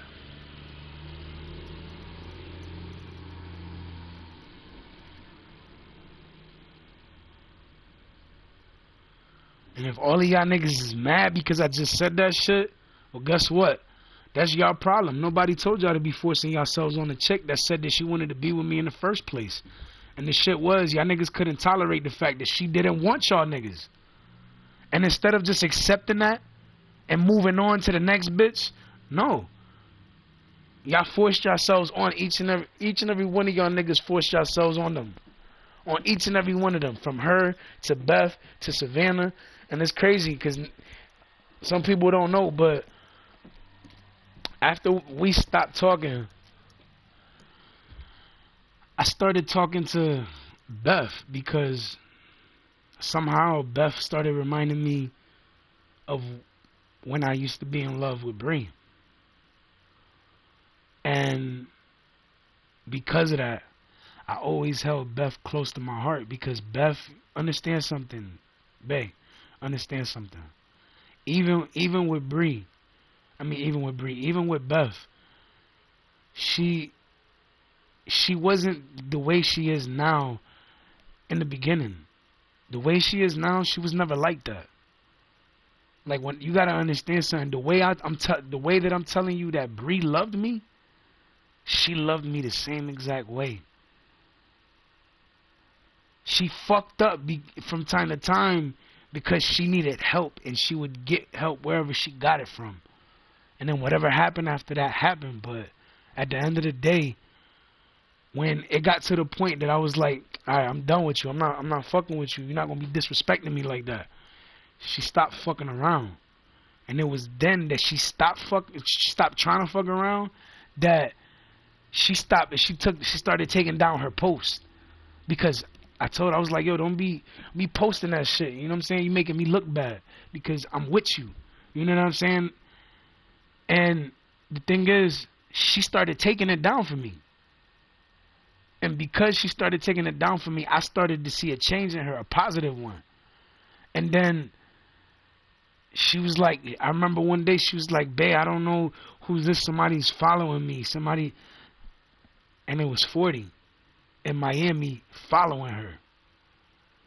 I don't know how the fuck Beth and Bree met, but they met before. I don't know how the fuck they met before, but they knew each other somehow. I don't even know how they knew. I don't even know how they knew Savannah and Savannah knew them too. I don't know how that happened either, but they all knew each other. And I remember at this time that shit was going on, that was around the time that Savannah had went around to Miami the first time. She went over there in a fucking Bentley. And she was taking pictures out there, and I was like, yo, can you hit up Beth and check on her, make sure she's good? Because at this time I was already talking to Savannah too, but what some motherfuckers don't know, one of the videos that motherfuckers didn't see before, I mean that motherfuckers have recently seen, one of my new videos, I actually took a photo in downtown, and you see downtown YMCA. That's actually where I met Savannah at. I met her in there. And when I met her in there, it was because I was taking my son to the swimming area. So I would take him to do swimming lessons down in the pool area. And then when he was down there in the pool area getting his lesson on, I was upstairs lifting weights. And then I seen Savannah there. That's when I first met her. Beth, I seen Beth a couple times out here. But it was like years ago. Long time ago. Like, I held on to these memories because they the last bit of memories I have of the last times that we were all happy together before what happened 34 weeks ago. The day before Def Jam had called my phone though, and all this shit started happening, the day before Def Jam had hit up my phone, I had all three of them upstairs. And at one point, I was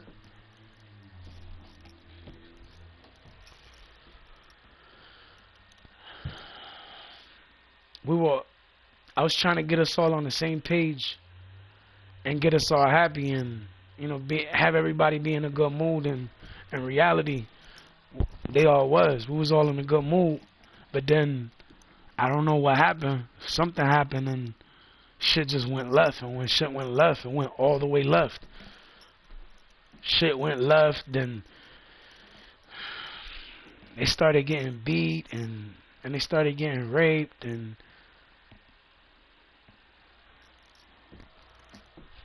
think about something. One nigga against 4 motherfuckers and 3 niggas with guns. Think about that. Because that was the situation at that time. One nigga, no gun, no weapon, no nothing, right? Against 4 niggas, one of them has nothing, but the other ones all have guns. Handguns, but they still had a gun. One of those guns was a deuce because that's the only gun 40 got. The other, the picture you see 40 with that big ass gun, that was just something for show. I ain't mean to do you like that, dog, but you did me fucked up, my nigga. How you did me, nigga? You did me dirty. So you lucky that that's all I said, because I could have said a lot more.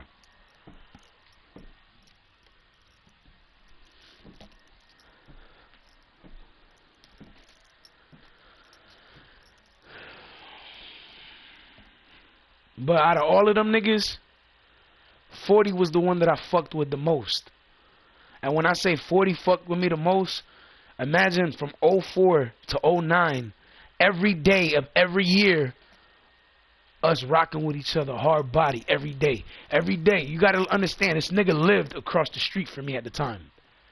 So yeah, I was literally just chilling. I was literally just chilling with this nigga all the time. All the time. We would smoke. We would drink. Sometimes we'd fuck bitches separately.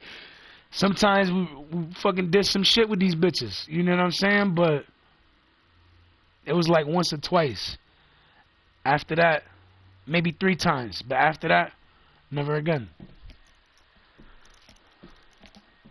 Like I had my fair share of doing shit. I was a teenager. I had to experiment. You know what I'm saying?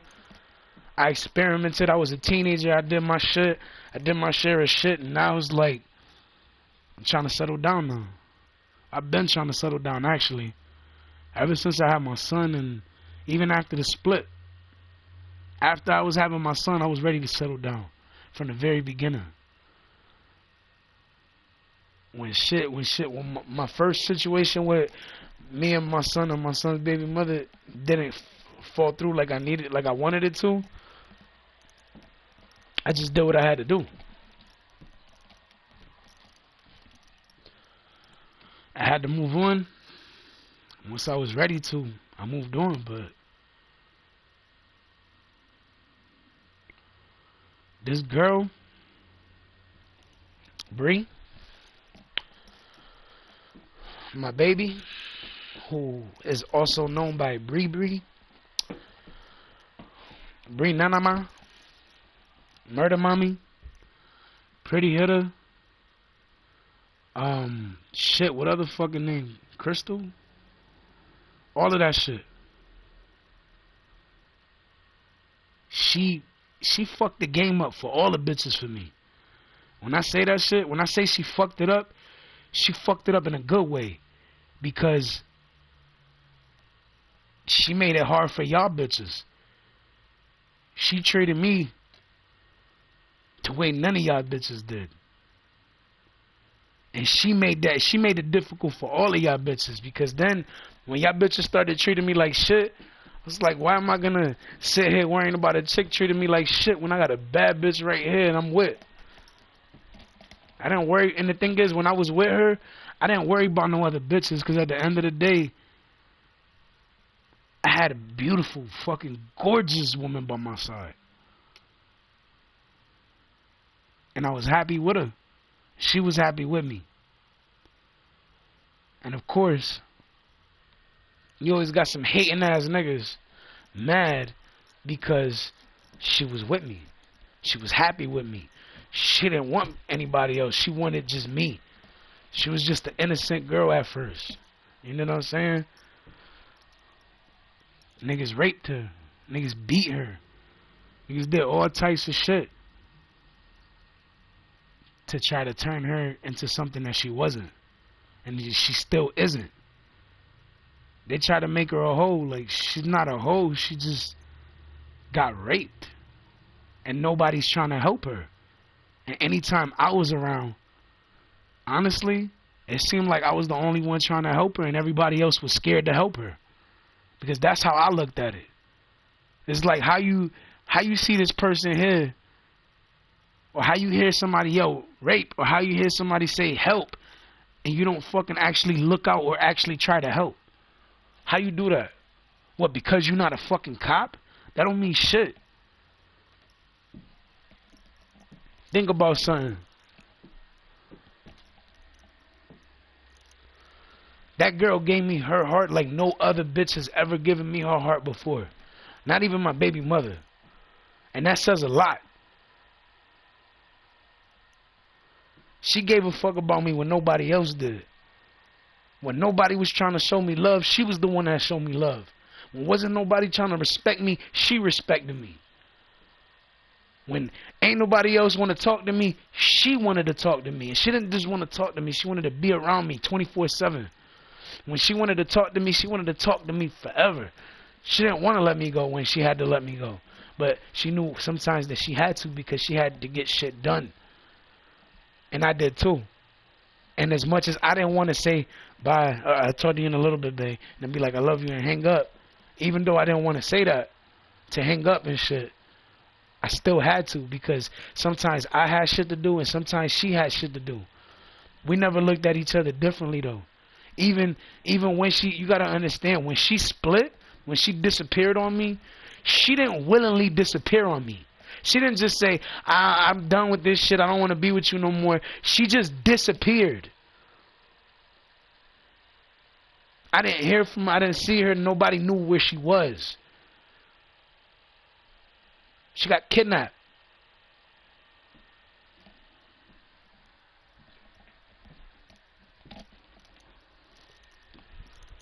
And then she disappeared because of that.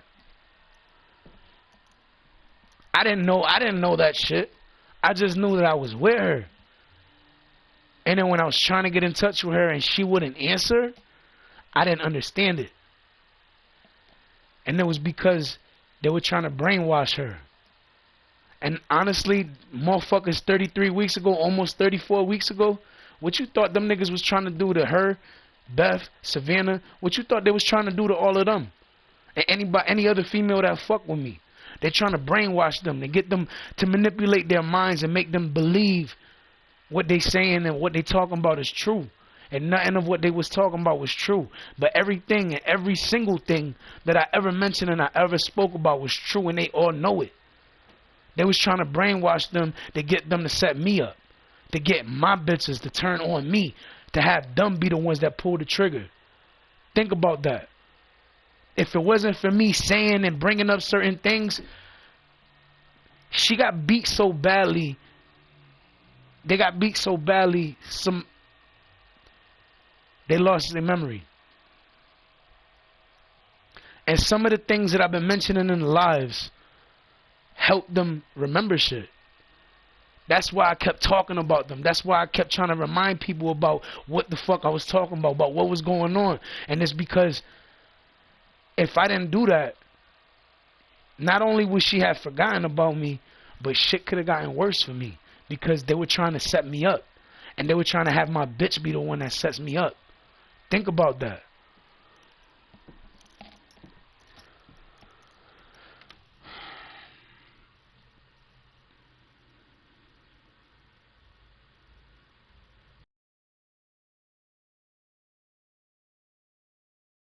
I wish that that night that the police did come, like that night. I don't know if they let her go downstairs or what, but if they did, I regret falling asleep. But I was so drained. I couldn't help it. I was tired. I spent 4 hours trying to get them niggas out the fucking house. That shit was draining. You gotta understand. Imagine 4 hours yelling at the top of your fucking voice to some motherfuckers that's not even in the same room with you, but they're on top of you in the next floor. And you calling them niggas out, and them niggas are scared to come down. Think about that. And the only reason niggas is trying to act tough now is because they name and they rep is getting fucked up now because nobody want to fuck with them because of what they doing. And then that's why they're trying to sit there and try to make it seem like I was the one at fault and I did this and I did that and they was the ones trying to help her. But in reality, they never called the police. If you listen to the police record, the police recording when the call was made, I'm the one that's on the call, not them niggas. If you look 34 weeks back and you looking into the lives, you're gonna find a live where I'm fucking yelling, and it's because that's the night. But you're not gonna find it if you don't dig for it. You gotta dig 34 weeks, and it's on a Wednesday. 34 weeks ago on a Wednesday. So think about that. Like, I devoted myself to these women, and I told these women, I don't give a fuck if there's other bitches that's trying to fuck with me. And even though, you know, they was probably looking at it like, yeah, you got us three, and you're gonna try to be fucking with all the bitches, not two, right? And in reality, I told them, I was like, nah, I'm not. I'm like, yo, you want me? I want you. I want you, and I want you too. I want y'all three. That's it. If ain't no other bitches, I'm cool with that. If other bitches want to get involved, they can have whoever the fuck they want. They can't have me though. I'm yours. That's it. And that was my loyalty towards them. You know what I'm saying? And ever since that day, I showed my loyalty by never stepping on their toes. I mean, never allowing a chick to step on their toes. You know what I'm saying? By trying to fuck with me and allowing them to fuck with me. Because at the end of the day, I was just trying to be a good woman. I mean, I was trying to be a good man for my women. And I value my women, and I appreciate the women that I have because they love me genuinely. And that was hard to find. You hear niggas talking shit and they like, oh, he pussy. No, nigga, y'all niggas is pussy. Y'all niggas trying to act tough now because niggas ain't trying to fuck with y'all niggas now. Y'all niggas trying to act tough and gangster and all that shit. Y'all should have did that 34 weeks ago. Not trying to do that shit now because niggas is not trying to fuck with you. Because now niggas is knowing, niggas is trying to call you rapists and shit. That ain't my fault, nigga. That's yours. How you gonna sit there and get mad at me because of what you did? Take responsibility for your own fucking actions, my nigga. That's another thing about me that's different from all of y'all niggas. If I do something wrong, I own up to my fucking mistakes. If I played my bitches, any of my bitches, it don't matter who the fuck it was. I played my baby mother one time, but that was before we even had a kid together. That was when we were still single and we were just dating each other. I slept with somebody back then. I didn't want to tell her at first, but I started thinking about it, and then she started coming around, and I was like, I gotta tell you something. And I told her. I was like, I fucked this chick, and she was like, just tell me it wasn't this bitch. And out of all the bitches, it was that bitch that she mentioned. And I was like, it was. And she was like, out of all the bitches, it had to be her? And I was like, yeah, it was. Even though I knew that's what she was gonna say, I still told her. Because that's how I roll, nigga. A lot of y'all niggas would have lied. Because to this day, not one of y'all niggas has sat there and was like, yeah, I did this. Yeah, I raped her. Yeah, I did this. None of y'all niggas did. Y'all quick to do shit, but y'all ain't quick to own up to y'all mistakes. I own up to every mistake I've ever made, nigga. And if I made it, I sat there and I was like, my bad. Or I apologize. Or damn, I'm sorry. I didn't mean to. I always owned up to my mistakes. And the difference between me and all of y'all niggas don't got the heart to own up to y'all fucking mistakes.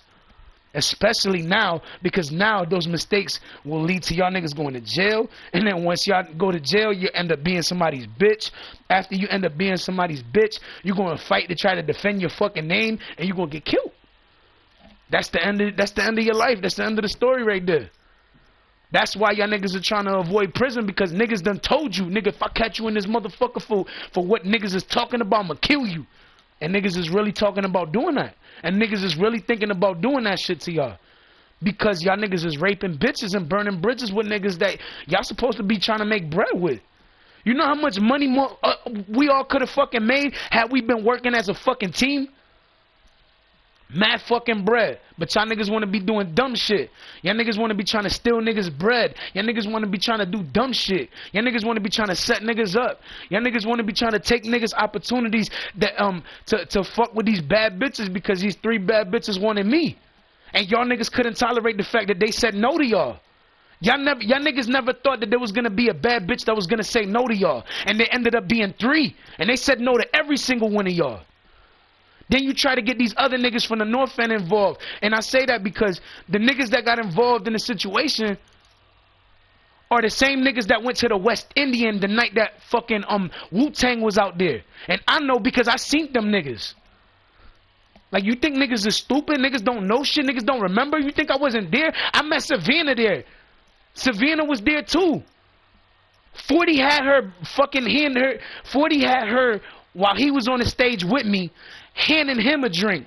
That was when I walked off the stage, when she was handing him the fucking drink, or pouring the drink, whatever the fuck it was. It was either pouring or handing. I think she was pouring it, or actually I think she was handing it. But that's my whole point. I seen her then, and I had already seen her before that. I didn't realize it was her until I started thinking about it, and I was like, oh shit, Savannah's the chick that I met at the YMCA. It's like, yo, I didn't know that. Because I wasn't thinking about it. I was just like, damn, who that? She thick as fuck. Yo, she bad. That's what's going through my mind. That's the typical man shit. That's the typical shit a man would fucking think when he sees a bad bitch and she thick. Like, damn, yo, that bitch is bad. Who that? Damn, I want to get some of that. You know what I'm saying? But that's what it would be. And niggas get mad because of this. And niggas get mad because of that. Or niggas get in their feelings because of that. Or niggas get in their feelings because of this. It's like, nigga, it's not my fault. Niggas rape bitches and then you want to fucking get upset because, you know, a nigga's like, oh, you probably got something, nigga, because you just sticking your dick in anything. And then motherfuckers like, oh, I don't got nothing. And then when y'all motherfuckers find out y'all ended up getting something, I mean, what you expect when y'all niggas sticking y'all dick in any fucking bitch? It's like and the thing is, I started to think about this shit not too long ago, and the way everything happened, I started thinking, I'm like, yo, they had to have done that shit before, because they knew what to do every time I was trying to stop what they was doing or trying to fuck up what they had going on. Every time I would try to intervene or fuck something up on purpose because it's my bitches, they was like switching up what they were doing, and it was like they had did it before. And I noticed that shit. I noticed that shit excuse me. I noticed that shit recently. I didn't notice it before, but I noticed it recently. And I started thinking about it. I'm like, yo, the way these niggas switch they whole shit up every time I did something different, they did it before. Because even I started doing this. I started doing one thing different. They did something else different. I did this different. They did that different.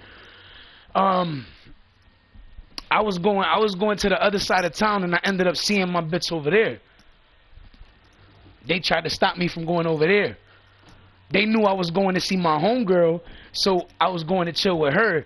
And At the same time, I was trying to get my girl to believe me because I knew when she saw me leaving over there and shit, or when she saw me over there and shit, she thought I was fucking her.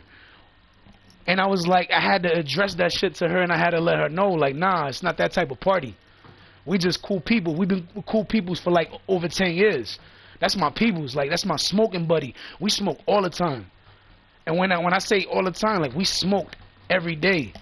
When she was nearby, and then when she moved where she moved to, I was always over there, not every day, but every weekend. And every weekend I was going over there all the time, nigga. What? I was partying with them. Nigga, there was a New Year's party. I was over there with them.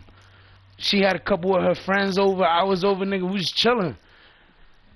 That was when I first got that fucking that was when I first got that Jordan all black red pinstripe jersey. That was when I first got that shit, and I was like, yo, let me throw this shit on. I want to look good tonight.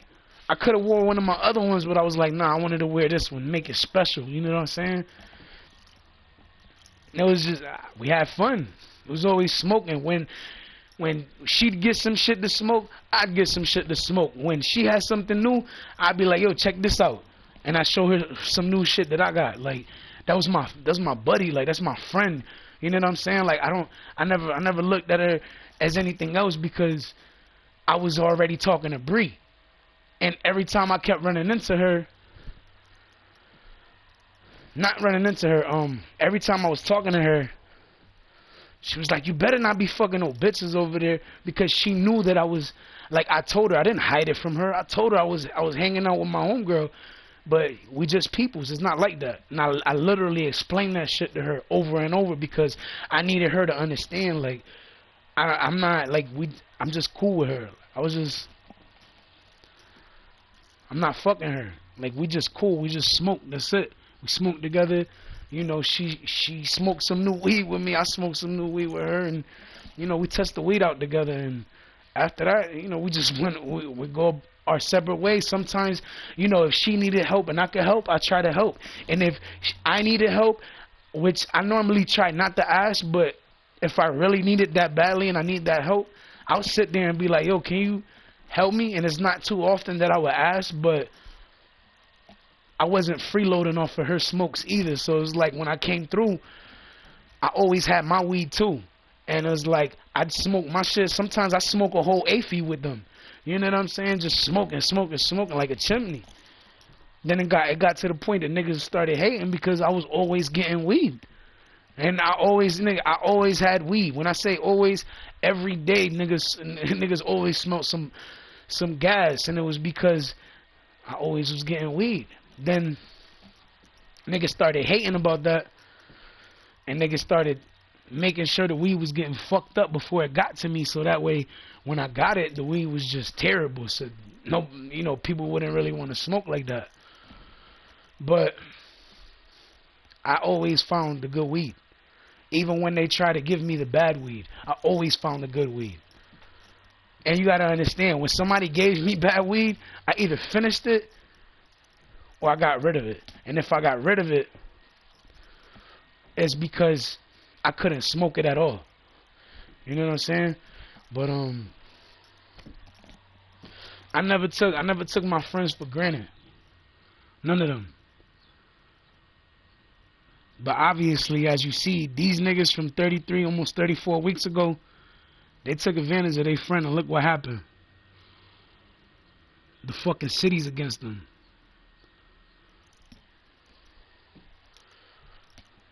It's saying they say the city's not. That's from like what, 10 people that's around them? 10 people is not the only people in the city, my nigga. It's a big city. It's not that big, but understand something. The dude that you see in the Lexus, that's a rapist. The dude that you see that they call 40 Cal, from 40 Cal Productions, that did the videos for French Montana, rapist now. Poe, rapist now. Joel, rapist now. Why you think I don't fuck with them no more? Styles and Joel was trying to give me an offer to fucking do certain things to make some bread with him. I was like, I'll think about it. Never spoke to him again, and I thought about it afterwards, and I was like, I'm okay. I'm fine with what I'm doing here. I didn't worry about it. I wasn't worried about it. I was living, nigga. I was already set. I was already good. I'm still good, but I'm not great. I'm still struggling a little bit because the money I was supposed to receive this month from my music, I never received because somebody from United Masters is trying to play me for my bread. And like I said, my nigga, y'all niggas either are going to give me my bread or I'm going to sue y'all for everything y'all got. And if I sue y'all for everything y'all got, trust me, I'm going to win. I show my pay stubs on the internet too. All they got to do is go to my IG, dub.ar, or they could go to my Facebook, Fly space BTTM space leader. And they'll see that shit. I don't got shit to hide. First, I took the photos so niggas could see the photos. Then after I did the photos, I was like, hold on, I'm going to do a video too. Posted the video up there too. What you think, it's a game? You think I'm lying about this shit? No, nigga, these niggas really owe me some bread now. On top of that, I found out about $500 that I didn't even fucking get. That was from 2021. Oh, yeah. Y'all niggas gonna pay me. And it's crazy because I never got that other payment.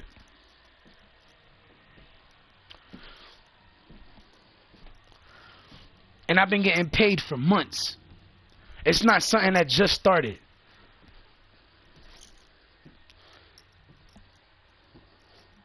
Like I said, I worked my ass to get where I'm at. And I haven't seen not one of them niggas, anybody who supposedly my competition and supposedly is better than me, I haven't seen not one of them niggas do anything like what I've done or better. Remember something. Everything I've done, not only have I only done it on my phone, I did it myself. And I did it off my head. And I wrote it afterwards for copyright purposes, but as far as that went, come on, man. Let's be real. None of them niggas have done anything I've done. Not one. All of these niggas, they writing. But the way that I am with the shit off the head is how these niggas are with the pen.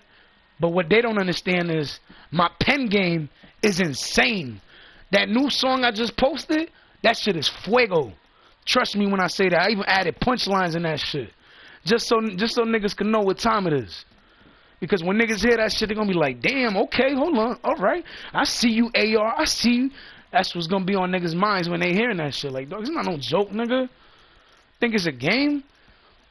Nigga, back in the days, I had music. I'm talking about M16s, shotguns, techs, all this shit. And I'm a fucking teenager talking about all of this shit, but I know about all of it.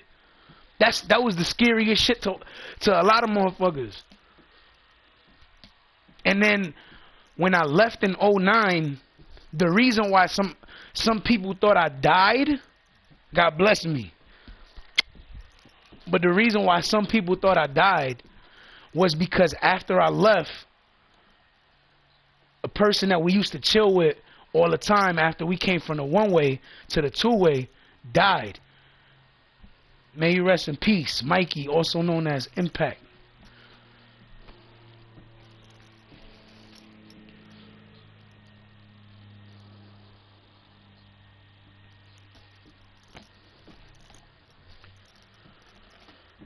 But that's the truth, nigga. Like, when there was some shit going on one time, I'll never forget it, cause we was chilling and we had just got a beer and shit. We was about to chill and relax.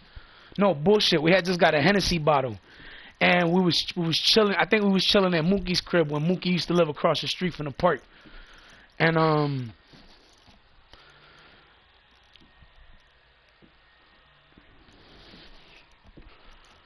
we was chilling there.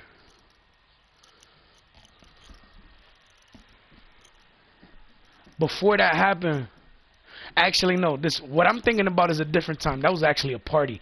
I think that was like New Year's or Christmas or some shit.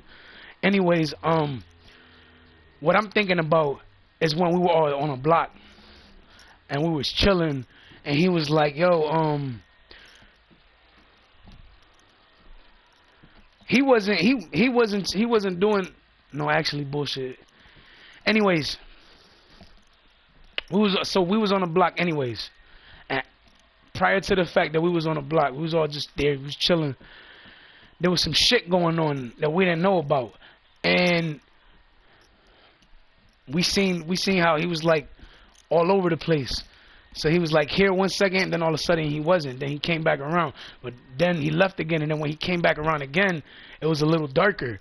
And when he came back around, he was like, "Yo, y'all niggas want to get in the house and shit, 'cause they about to be shooting and shit." 'Cause he had some shit going on, and somebody was trying to shoot at him type shit. And he was, he was dealing with his shit. And I don't know who it was, but I just think about how we was out there, and he was like, "Yo, make sure y'all niggas get inside." Like he was always looking out for us. He was like a big brother. He was to me. I don't know about everybody else. I can't speak for everybody else. I can't speak on everybody's behalf, but I can speak for mine, and I can say he was like a big brother to me. And when I was out there and I was chilling with him, it was like, nigga, you gotta stay on your shit. Niggas will try to catch you slipping if you ain't on your P's and Q's, yo.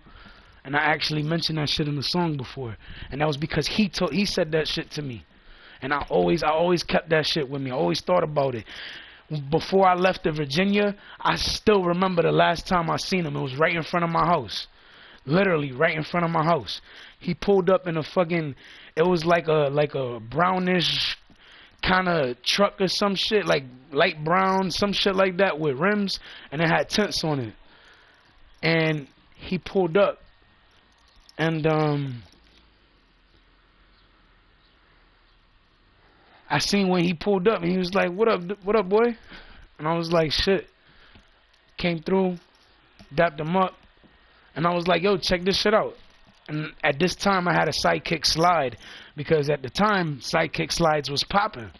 I had the blue one, and I showed it to him, and I was showing him the song that I had just put on, that I just made on it, or that I just made and put on it, and he was like, "Yo, keep doing what you're doing. Don't stop what you're doing." And I always remember that shit, because when we used to chill and shit, he used to always encourage us to keep doing our shit, to keep grinding, that we're going to make it. We're going, you know what I'm saying? He was like, "Y'all niggas, she's like, yo, I fuck around and put money on y'all niggas if y'all want." You know what I'm saying? On a battle or whatever type shit.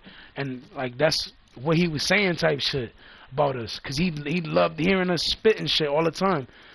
There was a time that we went to Mass. This time that we went to Mass, this was a chill. We was going there to chill at a party and shit in Mass. It was like a college party and shit.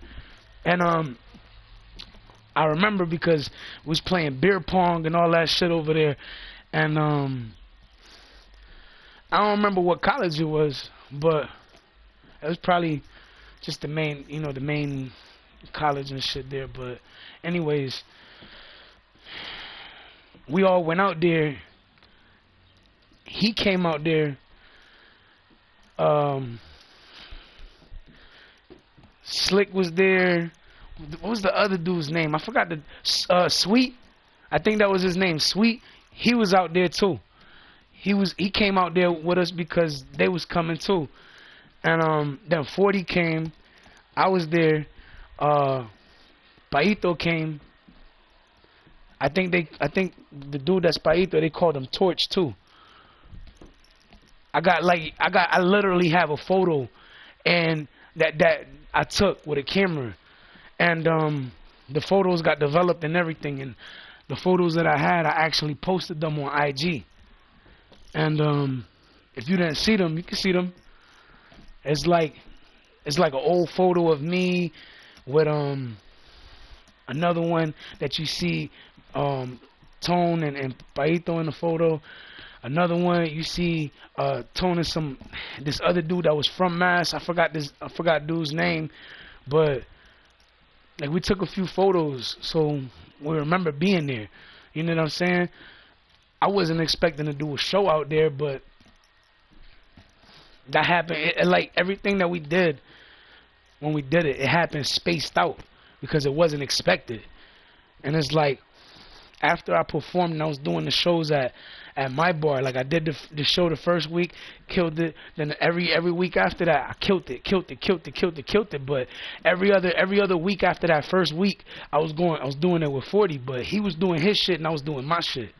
And then around like the 4th or the 5th week, I was performing one of my, and at the same time, every time we went there to perform, we performed different content. And none of the content that we performed is anything that you can hear now. Nothing. My shit was different, his shit was different. And on top of that, when I was performing like around the 4th or 5th week, I was singing one of my parts.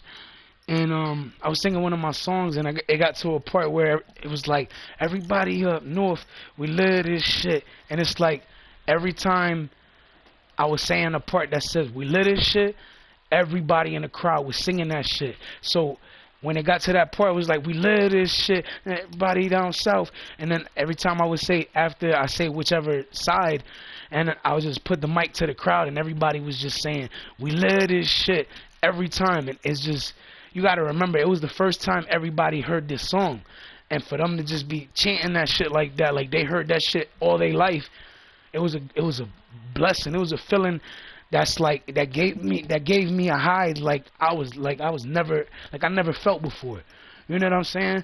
And it's like being on the stage is already a high. So then when you actually get to the level where you have motherfuckers singing the song back to you, that was like another high, and that was like a bigger high. And ever since that day, I was trying to get that. I was trying to reach that high again, because I was doing my thing, and I was so blessed to be doing what I was doing, and being so talented, and having so much love, and having so many people by my side. Like nigga. The shit that motherfuckers talk about, how they talk about in the industry, how they talk about you can never find a motherfucker that gets the, how you call it, the unique response from like crowds and shit.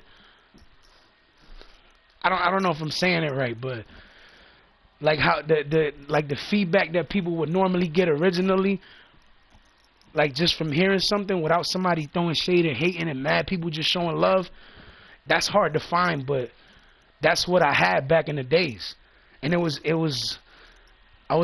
literally at my prime. I still feel like I'm at my prime. But I'm working for what I'm doing. And I'm working hard. I'm working harder than anybody. I don't give a fuck. Niggas like, oh, well, he's not working harder than me just because you just put a song out and, you know, you over here and you over there, you over here, you over there. But I'm putting songs and projects out. Like, for instance, I've made 50 songs in a matter of 2 weeks and some change. 50 songs, and think about that. That's a lot of songs. 50 songs in a matter of 2 weeks and some change. Niggas, I still haven't seen nobody do that. And you gotta understand, it wasn't just making the song. I made the song, I made the beat, I engineered it, I came up with the words, I put this shit together. I did everything. I even started making the videos again too, just to show niggas that I could do it. And I was like, hold on, I want niggas acting like I don't never be getting bread, right? Hold on, so what we're gonna do right here, we're gonna get the premium version of this shit. Watch what I do. And I ended up putting these videos together, all these new videos. That's how I got the Getaway, the Hold On video, what is it, With You, some shit like that. Like, mad records. So many records that you'll fucking sit there and be like, he ain't got that many records. But then when you actually going through my page, the official page, my shit, not the shit that's being run by United Masters, you look at shit differently because there's motherfuckers capping for the COD 2. There's Workaholic 3. There's motherfucking yo, there's so many though. There's The Birth of an Artist Volume 8. There's Vibes 2. There's One More Step to Victory 2. And then I got these new projects I'm working on that are halfway done, that are almost done. I'm at 7 or bullshit. I'm on the 8th record now. That's Music Describe Me 2, the online mixtape 2. Music Describes Me. Hold on. Music Describe Me 2. I See What You Don't See in Me 2, the online mixtape 2, and 2022. Those 4 projects I'm working on right now. Also, prior to these are projects this year that I'm mentioning only. I'm only mentioning the projects from this year. All of those from this year. Also made this year. The Difference 2. 2 Different Volume 2. The GOAT. The GOAT is a project that has 23 songs on it. The GOAT, Michael Jordan. Hello, number 23. Hello. Think about it. Mad records. Mad songs. I've done a lot of shit this year, and the year is still not over. And that's with me stopping continuously. A good portion of those of the shit that I was on, I made the beats for. The shit, a lot of those first 3 projects that I was talking about, the Difference, not The Difference. Actually, there's a lot of songs in The Difference too that I made the beat for too. But Workaholic 3, I used a whole bunch of beats from fucking YouTube because I wanted people to hear different producers too. So it wasn't like, oh, it's just this and him. It's just this dude from HMH and then him. Nah, I wanted to share the platform with other producers, great producers. There's producers that are good. 3 Cube, he's one of them. He's good. Buddha Vibes Beats, Buddha Vibes, that's a good one. 3 Cube, like I just said. Anno Domini, he just recently made a new one. I got on that too.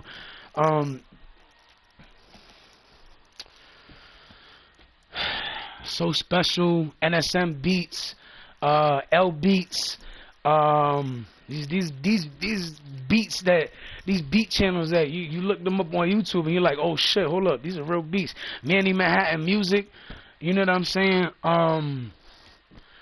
Dante, Venom. There's a lot of great producers out there. That's why I just, I say what I say, and I'm gonna do more shit like that too. So I encourage producers, like, even if you don't see me buying the beat right now, you never know. If I like the song that fucking much and I want it to be on all platforms, I might fuck around and be like, yo, you know what? Bang. And I might just throw down whatever y'all asking for the beat. I've done it before. Ask Manny Manhattan. That wins and losses shit, I bought that shit. The fucking Ask So Special Beats. The fucking Who I Been, I bought that shit. Fedaro Beats. Heartbreaker, I bought that shit. Like, niggas try to act like a nigga never invested on beats. Like, I did, but you gotta understand something. If I can make the beat, I can cut out a lot of ties, a lot of time, and I could be cutting out the middleman and be the nigga that's collecting the bread for shit. And that's what I've been doing. I've been grinding, I've been working, I've been doing what I'm supposed to do because I'm the competition. Not these niggas. Niggas got me in rank 4, but I'm better than the top 3. That's what it is. And when I was in the top 5, I was better than the top 4. When I was in rank 10, when niggas was hating on me and they put me in rank 10, I was better than everybody in the top 9. Like, niggas ain't fucking with me. What nigga you know got a record called Top 5 and had that record forever? And every time that nigga was in the top 5, that he always played that song. I always put that song in my playlist on Reverb Nation. Every time I dropped the rank, it was because I didn't upload my playlist. And every time I would see that I dropped, I would upload a fucking new song or a song that people, you know, may have missed because they were just paying attention to the newer shit, and I'd go right back to 2. And I was always at 2. And that's what niggas never told y'all, because everybody wanted to make it seem like I was never dropping. I was never on the shit, and I was. Why you think I got so many different photos that show different plays, different fan sizes, and different rankings? But most of them were ranked 2, and besides the ones always being in rank 2, the plays were different. So you can't sit there and, oh, that's the same shit, because when you look at the other photos, they all have different plays. They all got different fans. One minute I had 650 fans. Then I went and had 649. That's what it was. It was a consistent rise and fall because there was always somebody hating on me because I was really a threat lyrically. Like I was doing some shit, nigga. And the only motherfucker sitting there acting like I wasn't is a nigga that's just been sitting there hating on a nigga the whole time. Like, dude, I worked my ass to get where I'm at. And can't nobody take that from me. Not one person in this world. Nobody could take that from me. My bae, Bree, she the love of my life, yo. And I can never forget her. I can never act like she ain't shit to me. I can never do none of that shit because she's the first girl, honestly, I ever loved. See, I loved her secretly back in the days, but then we actually got together in 2017. I couldn't stop. Once we got together, she was like my drug. I needed her. You know what I'm saying? Like, she's the gas to my lighter. You know what I'm saying? She's the weed to my Dutchess. She's the font to my spliffs. You know what I'm saying? Like, without her, I was incomplete. And that's just how I felt. I said the font because, yeah, font, grabber, whatever the fuck you want to call it. At the end of the day, I call font grabber and I call grabber font. It's the same shit to me. One feel is a little different than the other, but I still look at it the same because they both do the same shit. Period. So that's why I look at it how I do. You want to correct me? Oh well, fucking deal with it, because that's how I'm fucking wording it this time. I had records talking about back in the days in 09, talking about chicks being so amazing. Then, Lord forgive me, cause nobody is perfect. Over that Jesus walk with me beat. You know what I'm saying?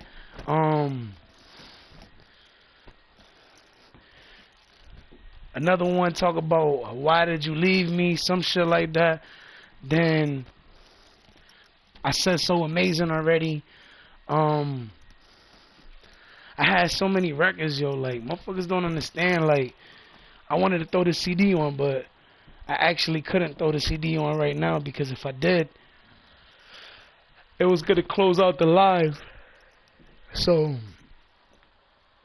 maybe when I wanna show y'all from my laptop to the TV, I'll do that. But I'm not doing that right now. But yeah, when I said that Bree was the love of my life, yep, she is too. And I say that because she's the first girl I ever fell in love with. And she's the first girl I knew off rip that loved me because of how she was.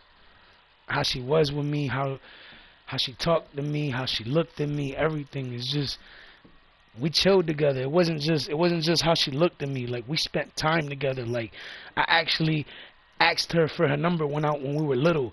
You know what I'm saying? Like, I asked her for her number. I chilled with her a couple times in her place where she was staying at. I chilled with her there. You know what I'm saying? Like, just certain things that I'm never gonna forget. And it's because we actually come a long fucking way.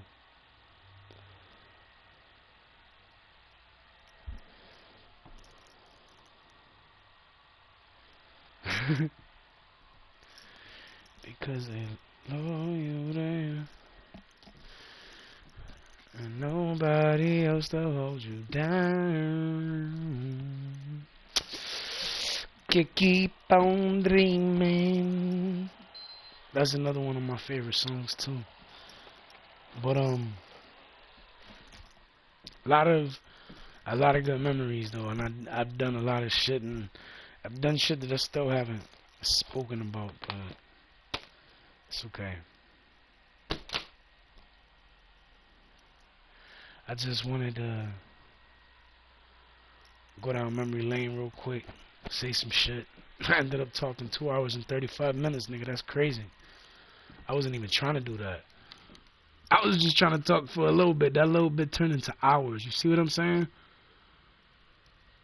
Like, I was just trying to. So imagine, because I sit there and I be like, I gotta talk to my girl. I gotta talk to my girl. I gotta talk to my girl. I gotta talk to my girl. And the thing is, imagine if I was actually talking to her right now. You know what I'm saying? I'd be talking for a while because, well, not even we would be talking for a while. Because she would be telling me shit that I don't know, and I would be telling her shit that I do know, and she would be notified from me of shit that she didn't know because I'd tell her. But I never stopped loving her. I never stopped giving a fuck.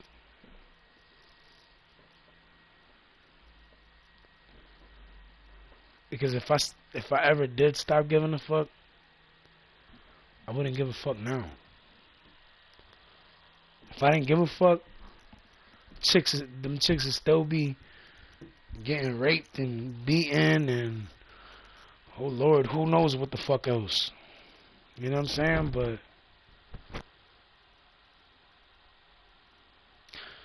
I'm actually glad I did help. But the thing is, I'm a little upset that when I saw her, I didn't take advantage of the fact that she was there and be like, babe, come here. That would have changed everything. I didn't say that. I was more like shocked because she was still there.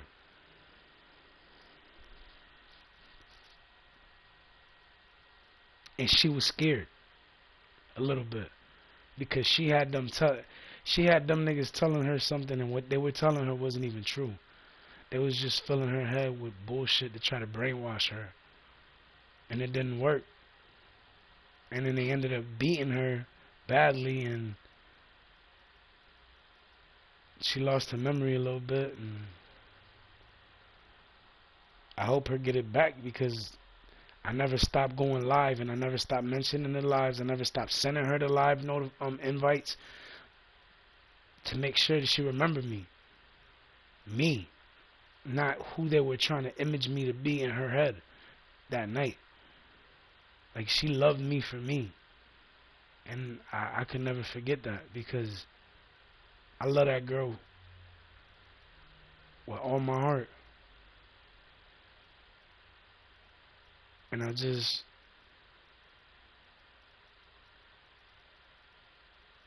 her.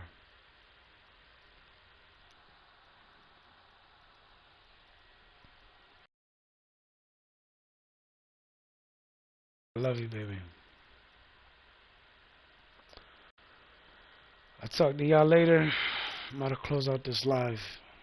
Y'all have a good day. It's a beautiful day. Go outside. Enjoy the fucking sun. Even if I'm being a hypocrite and I don't go outside, still go enjoy it.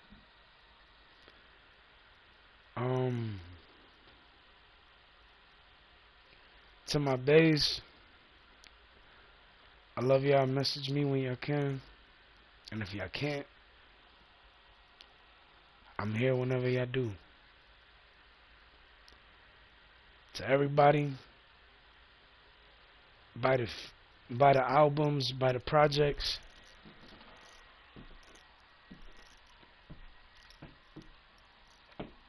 Buy the singles, buy the mixes. And those that have been buying, thank you for all your support. I appreciate it. Even though I know and I did have speculations that I heard, because I heard through the grapevine that somebody said to me that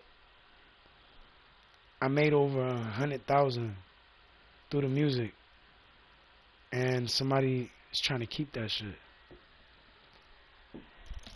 I don't know how accurate that shit is, but think about it. I made four albums. They're all on Spotify. Think about that. I produced them all except for one.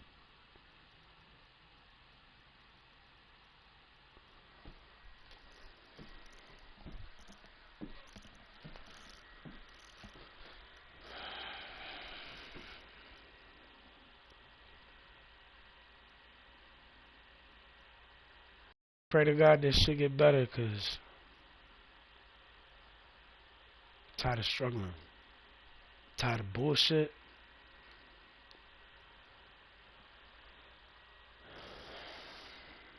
And I'm tired of my bitches not being around. My bays, my bitches, my girls, my wifeys, my wives, whatever. It's time for shit to change. I'll talk to y'all later. Y'all have a great day, man. I'm off this shit.